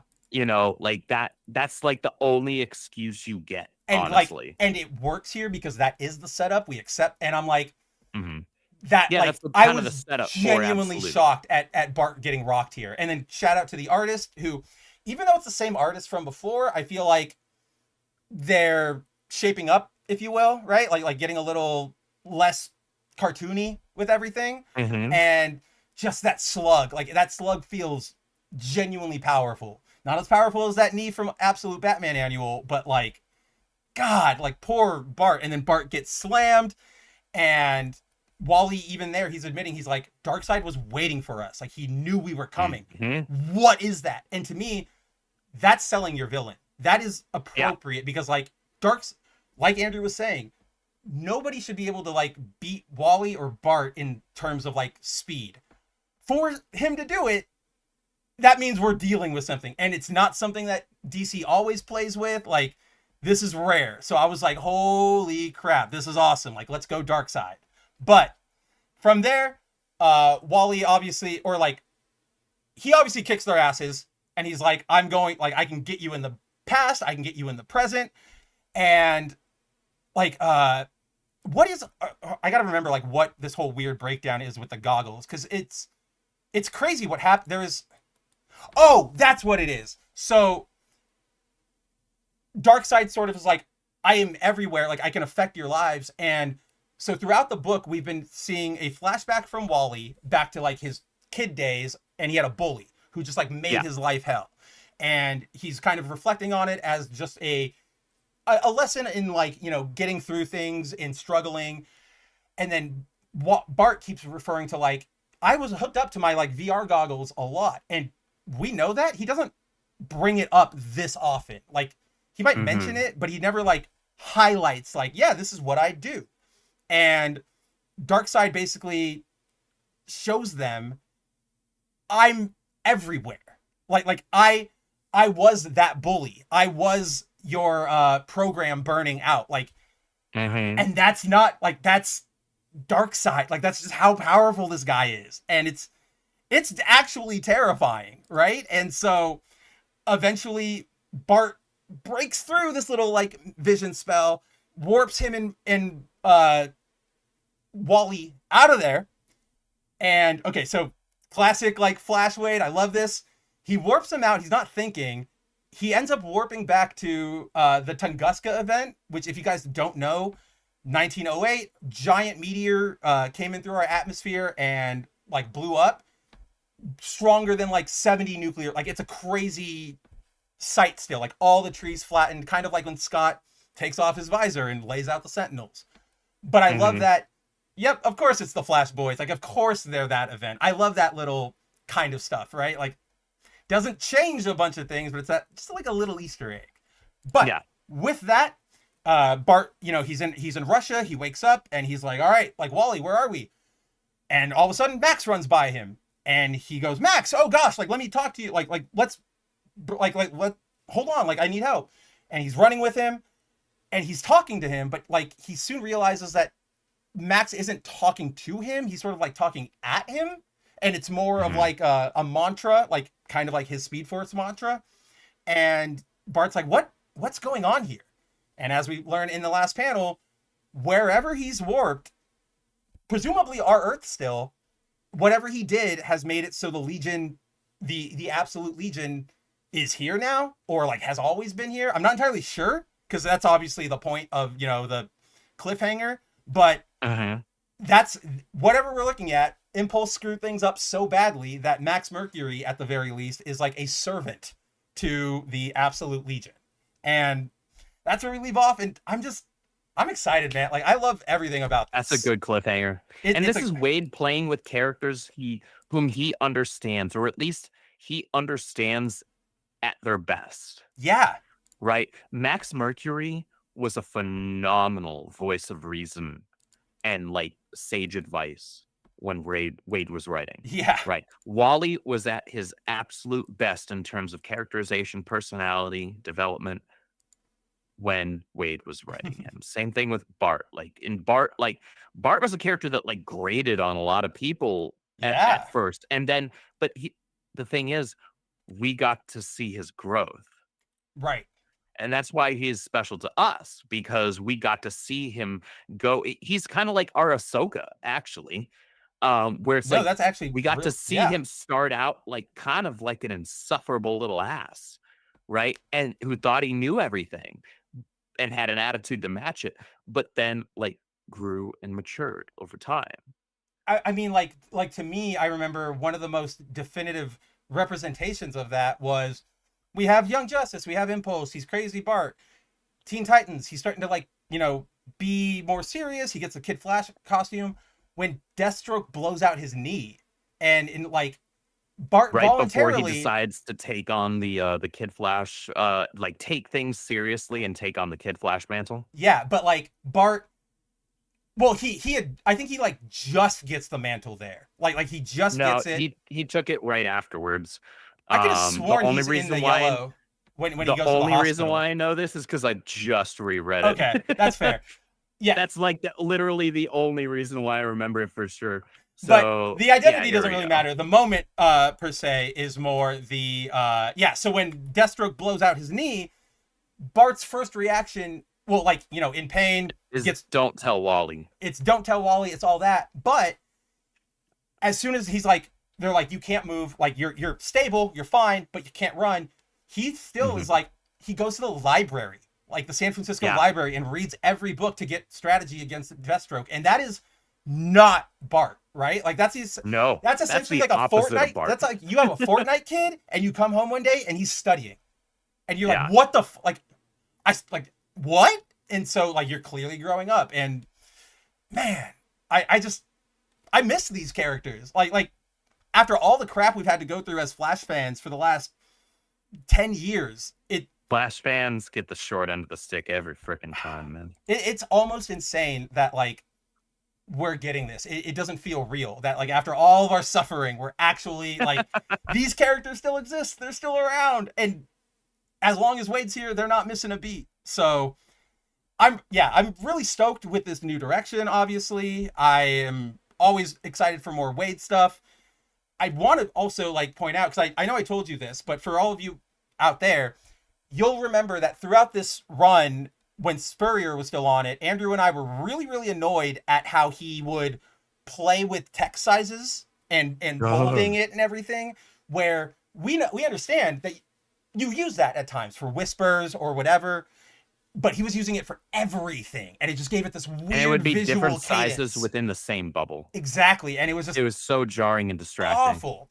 Luckily, it's the same artist, but I think Waid went, let's be like, shape up, like get your act together, because as you can see, like he still does the like quieter text, but it's actually when it should be quiet. like toned down to where it's actually applicable. Right, and it's not just everything. So like, it's nice to have another like comic book that all of the visuals should work together, including the text, and instead of being completely distracting. Yeah. I just was reminded. It's funny that that we were just talking about this story here, because actually while I was at SpaceCon, Yeah. I got a sealed copy of that Whoa! Look at that. What's the? Oh, that's the price tag. I was like, what's that green box? Like, what is that? But that's no, it's just the price tag. Look I paid at that for it. thing, man. What's I the got- orange tag on the logo, on the DC logo? I'm sure it's just their branding. Or whatever. That's the approved by the Comics Code Authority, when they still had that. Wow, that was still Yeah. around then. That's right. It was like the tail end of it. Yeah, I that's also like wound up getting from the same seller issue 1 of the New 52 Don't one. you have like Obviously. 5 of those? I mean, I've got a couple, but not in not in this condition. And in one of these nice sealed, like these. Yeah, this what is isn't that? your Is normal that the- poly bag. This is one of your like harder plastic bags. But it's not the like soft graded shell, right? Because like No, I it's have- not one of those. And then I also grabbed, because I forgot he had even done this cover, or rather this cover was used. Oh, It was whoa, an old piece. whoa! I didn't know that This- was a thing. Justice League Rebirth #1. They used an What old the Michael Turner fuck? piece. That's crazy. I actually like I was reading that run and I didn't. That's awesome, man. That makes me So I actually got really all three of happy. those from- Like Michael all three Turner, of those from there's the still same some seller. stuff out there that they could use. Like Marvel does that a lot with their hidden gem variants. That's what those are. Are like Yeah. pieces that were made and then shelved or whatever. So I And was then you loving sent that. me this one. Yes, I did. I shot that over. I can't believe you didn't have that one, because you have the other one. So I think I'm trying to remember. No, I don't have this 'Cause the specific other one's- cover. I have the it's one him that it's running, all of them yeah. together. So it's the whole Titans team, like in a big splash. Yeah. is the one that That's I right. have, Yeah. and that one's in storage. But I actually never wound up getting this specific cover, which is the cover that they used for the trade. For the trade, yep. So no, I'm glad. As soon as I saw it, that was from the same like secondhand store that I got the EVS Green Lantern #1 for $1 signed by him. Oh yeah. But yeah, like when I was so that store, there is no organization. They kind of just like throw the comics that people have sold onto racks. Good fucking luck. And Yeah. as I'm just like going through it, I saw that Brett Booth I didn't even like put the individual, like I didn't take in the package. I kind of just was like, Titans, Booth, Wally, Andrew. Like that was all my thought process was. I was like, I need to get that for you. But yeah, see, like this is what I was talking about with the like hard, like semi-soft hard shell. Oh or, yeah. I like- know like- what you're talking and about. Yeah. it's kind of graded, like, but it's not as hardcore as It's not the same as a hard slab Yeah, from like like, CGC. It's Yeah. even got like the info, which is neat. I Yeah. actually didn't know it had that, but okay, yeah. So That's you've cool. got like the one step under this one probably. Yeah. Yeah. Exactly. That is cool, except for the fact that now I have to get that for all of them, and there's like 6 of those covers that Chichetto did in And different they're costumes, all way out of print. and I have them. No, I've got them. I don't want to have to go spend money and grade them, bastards. But I will, damn it, I will. One at a time. No, we know us. Like, I'm gonna say one at a time, and then I'm just gonna go, do all 9 of them, and I'll be in debt for 5 years, but it'll be done. It'll be done. Hey, what's up, Railroad? Oh, well, Red, what's coming on? Or coming on? What the hell was I even trying to? What's going on, brother? Unfortunately, I think you're coming in here right at the end. I think that's all I have for Flash. I feel like if you and I don't put a cap on this, we're just going to start talking about Volume 2. And Yeah. Yeah, I feel like we can catch up on Ultimate Kino. oh, right. when I the forgot we next even issue had comes that out. book. Yeah. So, I mean, do you want to quick hit it? I mean, if we can get it like a 10-minute quick hit. Yep, absolutely. Let's just cover this real quick because, as you guys know, we've skipped a couple Ultimate Spider-Mans recently, not because they were bad, but because as we explicitly noted, like there just wasn't a lot to talk about. We're very much in that, like, in terms of storytelling, we're in that lull right before the climax. So like, we're learning we're putting the last pieces in, which is like, it's boring, but it needs to be done. There's some interesting stuff there, but you guys don't want to sit here and look at 50 pages of people just talking. Like, we know that. But in this issue, we did get some rather significant development. All right, let's see. Do I have the book up? No, I still have Impulse up. So, Ultimate Spider-Man number 22. We are still in the midst of Peter is back, Harry is back.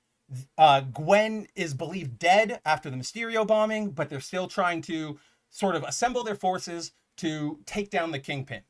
Right now, even though Hickman is like writing it and it's all very connected, they're not involved with the Maker stuff right now. Like, nobody has said that. The most reference we've gotten was Kingpin saying, I work basically for God. And so they're just hanging around. They're doing the crime fighting thing. We drop back in. It is December. We have a Spider-Man running around. We see him stopping for Chinese takeout, and he's kind of a little bit of a jerk. It's going like, are you sure the order's correct? And it's like, okay, Pete. But we can also understand, right? Because it's like, Pete's in a really tense time right now. Let's see what's going on. From there, we see this Spider-Man make his way back into the sewer. He's crawling down all these labyrinths. We see him bust out the arms, and he says, like, I'm hiding deep in the earth beneath the city, like something small and inferior, when I am so much more, when I am so very superior. Andrew and I called it. It was on the nose, but I was here for it. But dude, I love it. Otto is straight up the superior Spider-Man of Ultimate. And I will admit, I feel good subverted, because you and I speculated, like, is this going to be a turn for him? Like, is he going to be like, I am actually better? But no, like, he's actually helping the like, he has very low he's still social kind of skills. A prick. Yeah, exactly. Yeah. But he's still kind of a prick, but he's still helping them out. And he's still like a good guy, right? Like, yeah. I even love this little interaction here where Mayday's like, oh, thanks, Otto, you're the best. And he goes, yeah, I am. Which is like, yeah, he's a dick, but you can see, like, he's getting that little, like, his heart grew 3 sizes that day.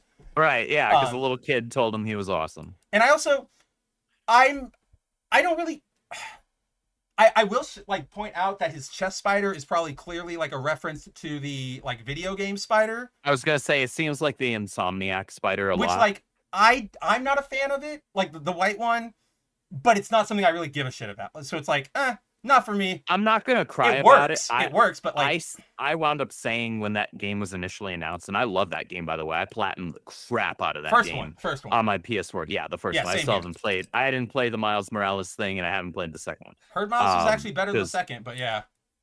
Oh, woof. Yeah, I know. That's the problem. The one I at default would have had less interest in, but dang. That's exactly my reaction. I was talking to like a bunch of friends, and they're like, they actually cared and wrote a story in Miles. That's not what happens in Spider-Man. And I'm like, dang, that's crazy. That sucks. That's rough. That sucks, man. But like, that was one of my criticisms when that game was first announced, was like, I don't like that gaudy ass white spider. Me neither. Like, as soon as I could, I swapped out to a different suit. Me too. Like, the second... story-wise, I understand it and I can appreciate it. I just don't care for the design. But you I don't like that white thing. I also don't like the white like bands on the. I don't like any of the white. Here or the black. Yeah, black bands that they add on top of where the blue's supposed to be. The one thing that like bothers me more than any of that is he has fucking like wrist bracers. Right? Like he has like white like wrist guards almost in that first game. And why are you giving Spider-Man like Spider-Man doesn't need like orthopedic support? Like, what are we fucking doing here? Oh yes, I just had to pull up my Steam. I realized pulled up my Steam to look at the main image for it. I see. Yeah, I realized that I should bring this up for everybody because not everybody is probably as much of an obsessive spider dork as us. So yeah, not likely. Yeah, see, so Awful Spider, I don't like when you cut up his suit like that, like with the Yeah. the what do you call it? Like your shoulder lines here? Yeah, they're splitting the shoulder and Like deltoid. neck. Yeah, there you go. Exactly. I hate that, but this is what I'm talking about. It's like his web shooters are like reinforced. And it's like, why do we need to reinforce Spider-Man's wrists? It's one of those, it's unnecessarily realistic to the point where it breaks the character. And yeah, that's freaking weird. I hate it. I hate the suit so much. Yeah, everything's it's so broken up. bad. Everything's like isolated. Everything's isolated and feels like they kind of just like, this was before AI, but it feels like they just put in AI and was like, make super, like, modern Spider-Man suit. Yeah. Like, and this, maybe you're on the same page because we both love that suit.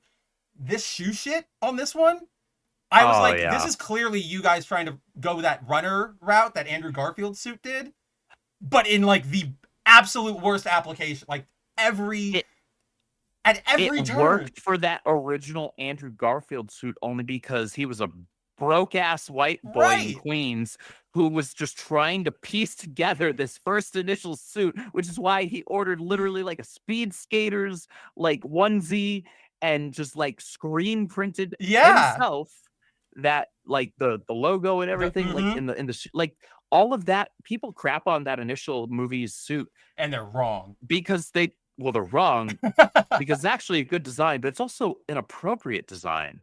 It wouldn't have made sense for him to have had the perfect live action Spider-Man suit, which is Amazing Spider-Man 2, in that first movie. Right? Right.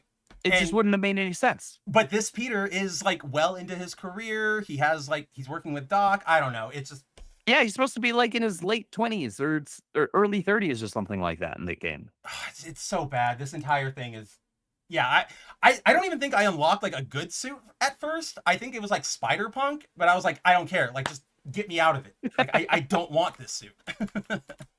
But back to our quick hit on Ultimate. So we learned that Otto is helping everybody. We learn that Ben and Jonah are still working on their like plan. Remember, we've hit them with too much information. We've got to do it like slowly, piece by piece, pull that string, not yank it out, which that still like hangs with me because I'm like, that's so, we need to realize that a lot more for any of our causes, right? Whether it's like make our comics, readable again or make good video games. Like we can't just blow it out. We have to start. Sometimes you got to be incremental. Exactly. Incremental. That's the perfect word. So they're still working on that. We kind of just see that Otto and actually the Mole people and Mole Man are like a family. And I pointed this out. You'll remember the issue where like Mole Man comes into Peter's house and like he's like talking to him, but then they just like leave. I was like, I hope the Mole kids are like they seem nice. Like they're fun. Like I hope they're okay. I hope they come back. And here they are. Hooray. Like they're hanging out with the family and they're having Chinese takeout. But as MJ explains to them, where Pete and Harry, they're out right now. They might be running a bit. They're doing their thing. And so we see Peter and Harry are still taking their war to Kingpin. We get to see we didn't see a lot of like crime fighting action in the early parts of the run, but we're seeing it now with them sort of like, this is like their training montage, if you will. It's Peter using his skills and then Harry deploying a bunch of different technologies. And as they win the fight, and Peter goes, all right, well, I'm getting hungry. It's time for dinner. Are you coming? And he goes, I'm not. Like, I'm going to go patrol. I'm still reeling from Gwen, who everybody except for Harry believes is dead. Like, she revealed herself to Harry, so they have to, like, keep up this act. And so Pete's like, all right, Harry, like, take it easy. Let me know if you need anything. As soon as Pete is away, we see the Goblin AI is Harry's starting to rely on it too much and like treat it like a person instead of what it is, which is just a voice, like a tool. Yeah. From there, we start to learn that Otto is making, like, he's preparing for the fight against the Maker. He's making anti-Maker tech. At one point, he goes, I have a computer virus and it could really cripple him. I don't know how to get into the Kingpin's house. And Richard, it's this fun little, like, Richard's suspicious of Otto, but Otto knows that, and he's playing with Richard a little bit. Because then he's like, oh, the only place, like, you know, it has to be delivered to the heart of Kingpin's empire. If only there was someone brave enough to do that. And Richard's like, right, and if only it would take probably a world-class thief. Yeah, right, the world's greatest thief. In there. Know anyone like that? And he's like, of course I do. And so, like, super subtle, bro. we also get an incredible Peter MJ moment where, oh gosh, this is couple flirt, dude. This is married Peter couple MJ flirting. I love this so much. Like, this felt so natural where Pete's eating and they're just kind of like recapping what's going on, right? And MJ makes a little joke where she's like, is this almost over? Because I'd really like to move on, find somebody who could like sweep me off my feet. And Pete starts playing back with that. And he shoots over like, you know, just curious, what's this guy look like? And she jokes back, don't know, never seen his face. And Peter seizes on that cue and he like throws his fucking food away, swings him out into the middle of the like savage land, and they canoodle. And I'm just like, I love that, man. Like that's a good, healthy couple. And I'll say this, like, because I read both of these books in the same week. This usage of that type of a scene, I appreciated and liked. Whereas in, was it Absolute Batman 13, it felt like we had like 3 or 4 pages of like, Bruce and Selena, like, but it was doing it, and I was which like, is like the first one was enough. Like that's all we really needed. Yeah, it's like I get it. You want to give a page to that? Fine, I get it. Like, look, we're adults here. I understand that, but like, I don't need to spend this much time on it. Certainly not in Absolute Batman. Yeah. When I'm reading this book, to see Absolute Batman like punch people's faces. Right, like, cool, we got the romance angle. This is still like the most boy-centric book you've put out in a long time. Let's remember that. Yeah, can we please remember that? Yeah, thank you. But no, that is whereas a really good this comparison. was perfect. We have this absolutely gorgeous splash page that honestly could be a poster. I love and then we turn the page and it's just the aftermath. And that's it. And since we're all adults, we all know what happened. Right, exactly. Right? We don't need to like linger on it. We don't need to see them. That's not why I'm reading a Spider-Man comic. Right, exactly. But I want to know that like Peter and MJ's relationship is that healthy, that they're actually doing that right. I don't need to. I don't need it. I don't need a play-by-play, right? Like, I don't need a play-by-play of that in the comic. I just need to know that they're in a good place. They're good. Where that's, right, exactly. That's part of their marriage. Confirm that they're still being physical. And we're good. Like, all right, and let's then keep moving. Yep, exactly. Yeah. So let's keep telling a good Spider-Man story. As we will. So after they have their little moment alone, we cut back over into New York City where Felicia's just sort of hanging out. All of a sudden, she gets surprised by Richard, who's actually using like the symbiote part of this suit now. He hasn't done this. He's used webs, and then he venomed out that one time. Not deliberately, he hasn't. Anyway. But he's not like given a tendril, which is awesome. And so he goes up to Felicia. And he goes like, you know, I'm planning to take down the Kingpin. I'm trying to do this. Are you in for it? And she's kind of like, what are you like? She's kind of like on edge because of the whole last time they hung out when he venomed out, and she doesn't. It's hard for them. They're teenagers, but I mean, she did kind of sell him out in that moment too. She did. It was kind of a combination of like you both had a little row there. It's stupid teenagers being stupid teenagers. Unfortunately, they live in the Maker's world, so that's what's going to happen. But with that, even with where they are in the relationship, I love it where Felicia just goes, definite, like she's in no convincing needed. Richard's just like, I have it. Let's do this. From there, we check back in with Harry, where we get the reveal. Gwen is fucking terrible. Don't know. I don't know what's happening here. But it's like creepy. all the Mysterios get like fused together after the explosion, but some of them are ghost because they were all in that room at once when it was blown up, right? And remember, like there's like one item. Remember, like you get it for a week and you're Mysterio. Yeah. And so like if they're all there in its power, but it's being divided by like it's crazy. I'm interested to see where this goes. This specific plot thread because. Look, I like Mysterio, but he's kind of like a relic of the past. I don't know what you can really do with him anymore. Yeah. And so this is a good evolution, like, or like something to do with I know it's not our Mysterio, but man, this thing looks so I'll fucking say cool. this, like, probably what a lot of people would say is the coolest thing that was done with him in decades was the final scene from, or one of the finale, really, from Far From Home. Horrible movie. Oh, right. Where, I like, forget that's where, like, Quentin. That's right. where he has that, like, mirror thing, and I'm just like, I'm not saying anything special here. I'm a Flash fan. I've been dealing with Mirror Master for all my life, right? Like, you are not special here. I will say the best thing that was done with Mysterio in the last couple of decades was actually not even in a Spider-Man book. It was in the Amazing Mary Jane miniseries, which was penciled by Carlos Gomez, by the way. And he actually, like, Mysterio was like the secondary main character in that book. The main character was MJ, and Mysterio was the other one. And like it was MJ, like, kind of like pushing Mysterio, pushing Quentin to, like, kind of like, actually, hey, live up to your potential, be a better person. And that was it was actually a really good story. And I like their little connection because it was both like Hollywood based. She's like, I'm an actor, I get it. Like, this does suck. Like, let's talk about this. And but that's kind of what I'm getting. Like, and that was actually a very Spider-Man story too, like, where he was trying to connect with the foe, and like get them to, like, hey, like, we don't have to do this, right? Like just hang out with me. Like, let me give you a shoulder. That's kind of what you really need right now, right? And but like, kind of what I said, what more do you do now? Do you just throw it, like, because Marvel won't allow that to stand and build on that, they're just gonna make him a villain again. And what do you do with him as a villain? I don't really know. You don't. We don't live in a world like this. Yeah, we don't live in an illusion world anymore, man. We have AI. Like, we got to up the times. Again, Flash fan, Mirror Master, Abracadabra, Dr. Alchemy. Like you're not impressing me.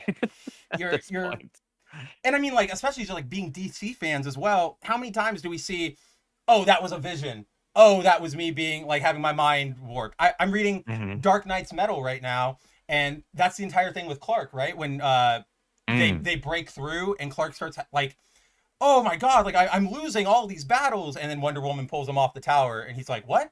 Yeah. It was your mind. You've been in a scenario. Like, it happens all the time. So I don't know. It always makes more sense in Marvel when they go like, oh, they have the psychic training barrier because of Professor X. And I'm like, yes, okay, good. That's all you got to say.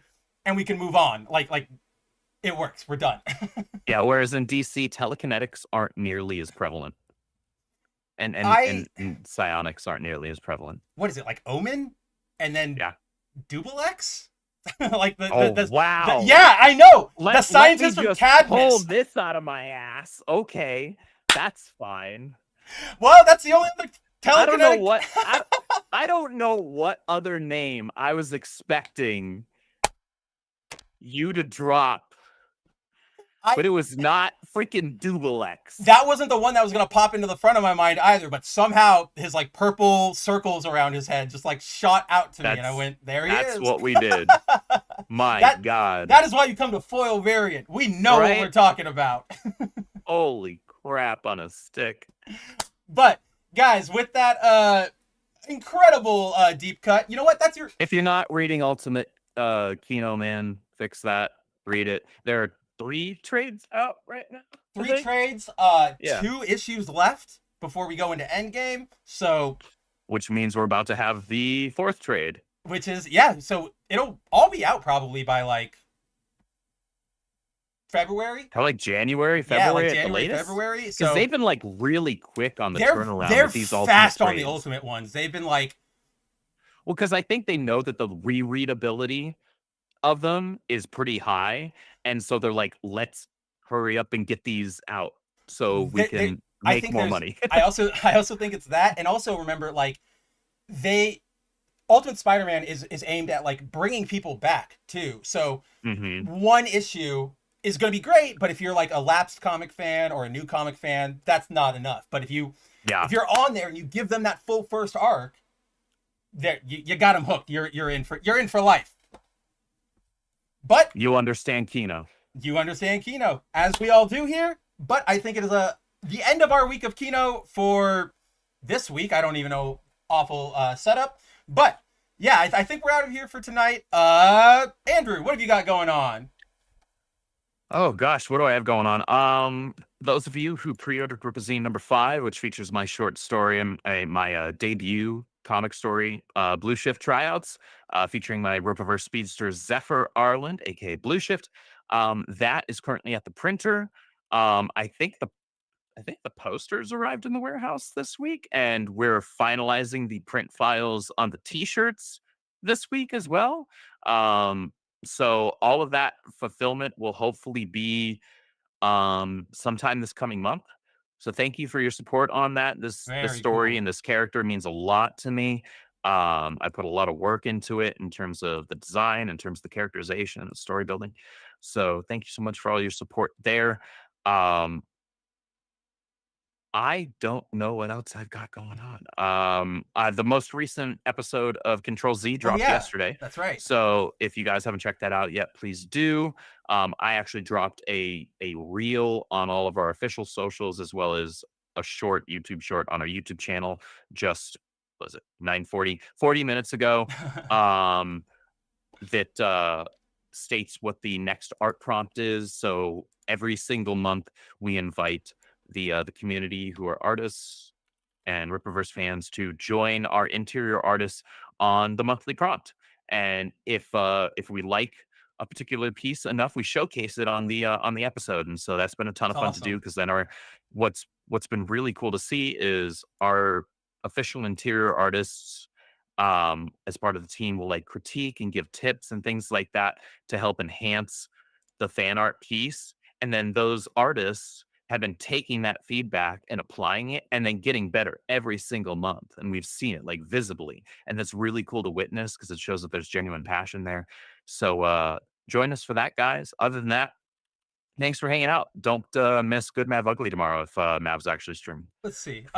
You keep saying that, but I've made it for like all of the most recent ones. But that is a good note. There is not a proper Good Mav Ugly tomorrow. Tomorrow is Halloween, so we're gonna go. I'm gonna go hang out with Cider and Nerdigans over on Bounding. We're gonna play video games, just kind of chill out, get spooky. So we'll be doing that tomorrow night. Aside from that, yeah, come back next week. Same Mav time, same Mav. No, that's my outro. Fuck. Same bat time, same bat channel for another issue, another episode of Foil Variant and all your intellectually honest comic book talk. Until then, go pre-order all your Rippa stuff. Go follow Andrew on all the social medias. All of our stuff is linked below. Your pre-order links, your Discord links, your Twitter links, all that fun stuff. And I think that's really all I've got. I think that's all I've got. Perfect. I'm just like over here now looking to see what the hell actually comes out next week, because I have no idea. That's you're letting everybody know our production process. We can't give it away. I guess. But yeah, guys, take it easy. Go pick up Flash 26, or what is that? 20 what is that? 3? No, it's 26. Or 25? Wow, that it is 26. Weird. That doesn't feel right. Wow. But go pick it up if you can. It's going to be great. And yeah, I guess we'll see you all next week. God bless and Godspeed, guys. Never before have we had greater face a complex, rapidly changing world. Think of it a moment. It is a world in which supersonic speeds are commonplace. It is a world that has seen the coming of the atomic bomb. It has seen the rise of the total state, the dictator, and the mass man. It is a world of new sensations, new excitements, new distractions. So much to be learned by so many in so little time. I suppose you're here with no agenda, as per usual? On the contrary, I'm here for comics.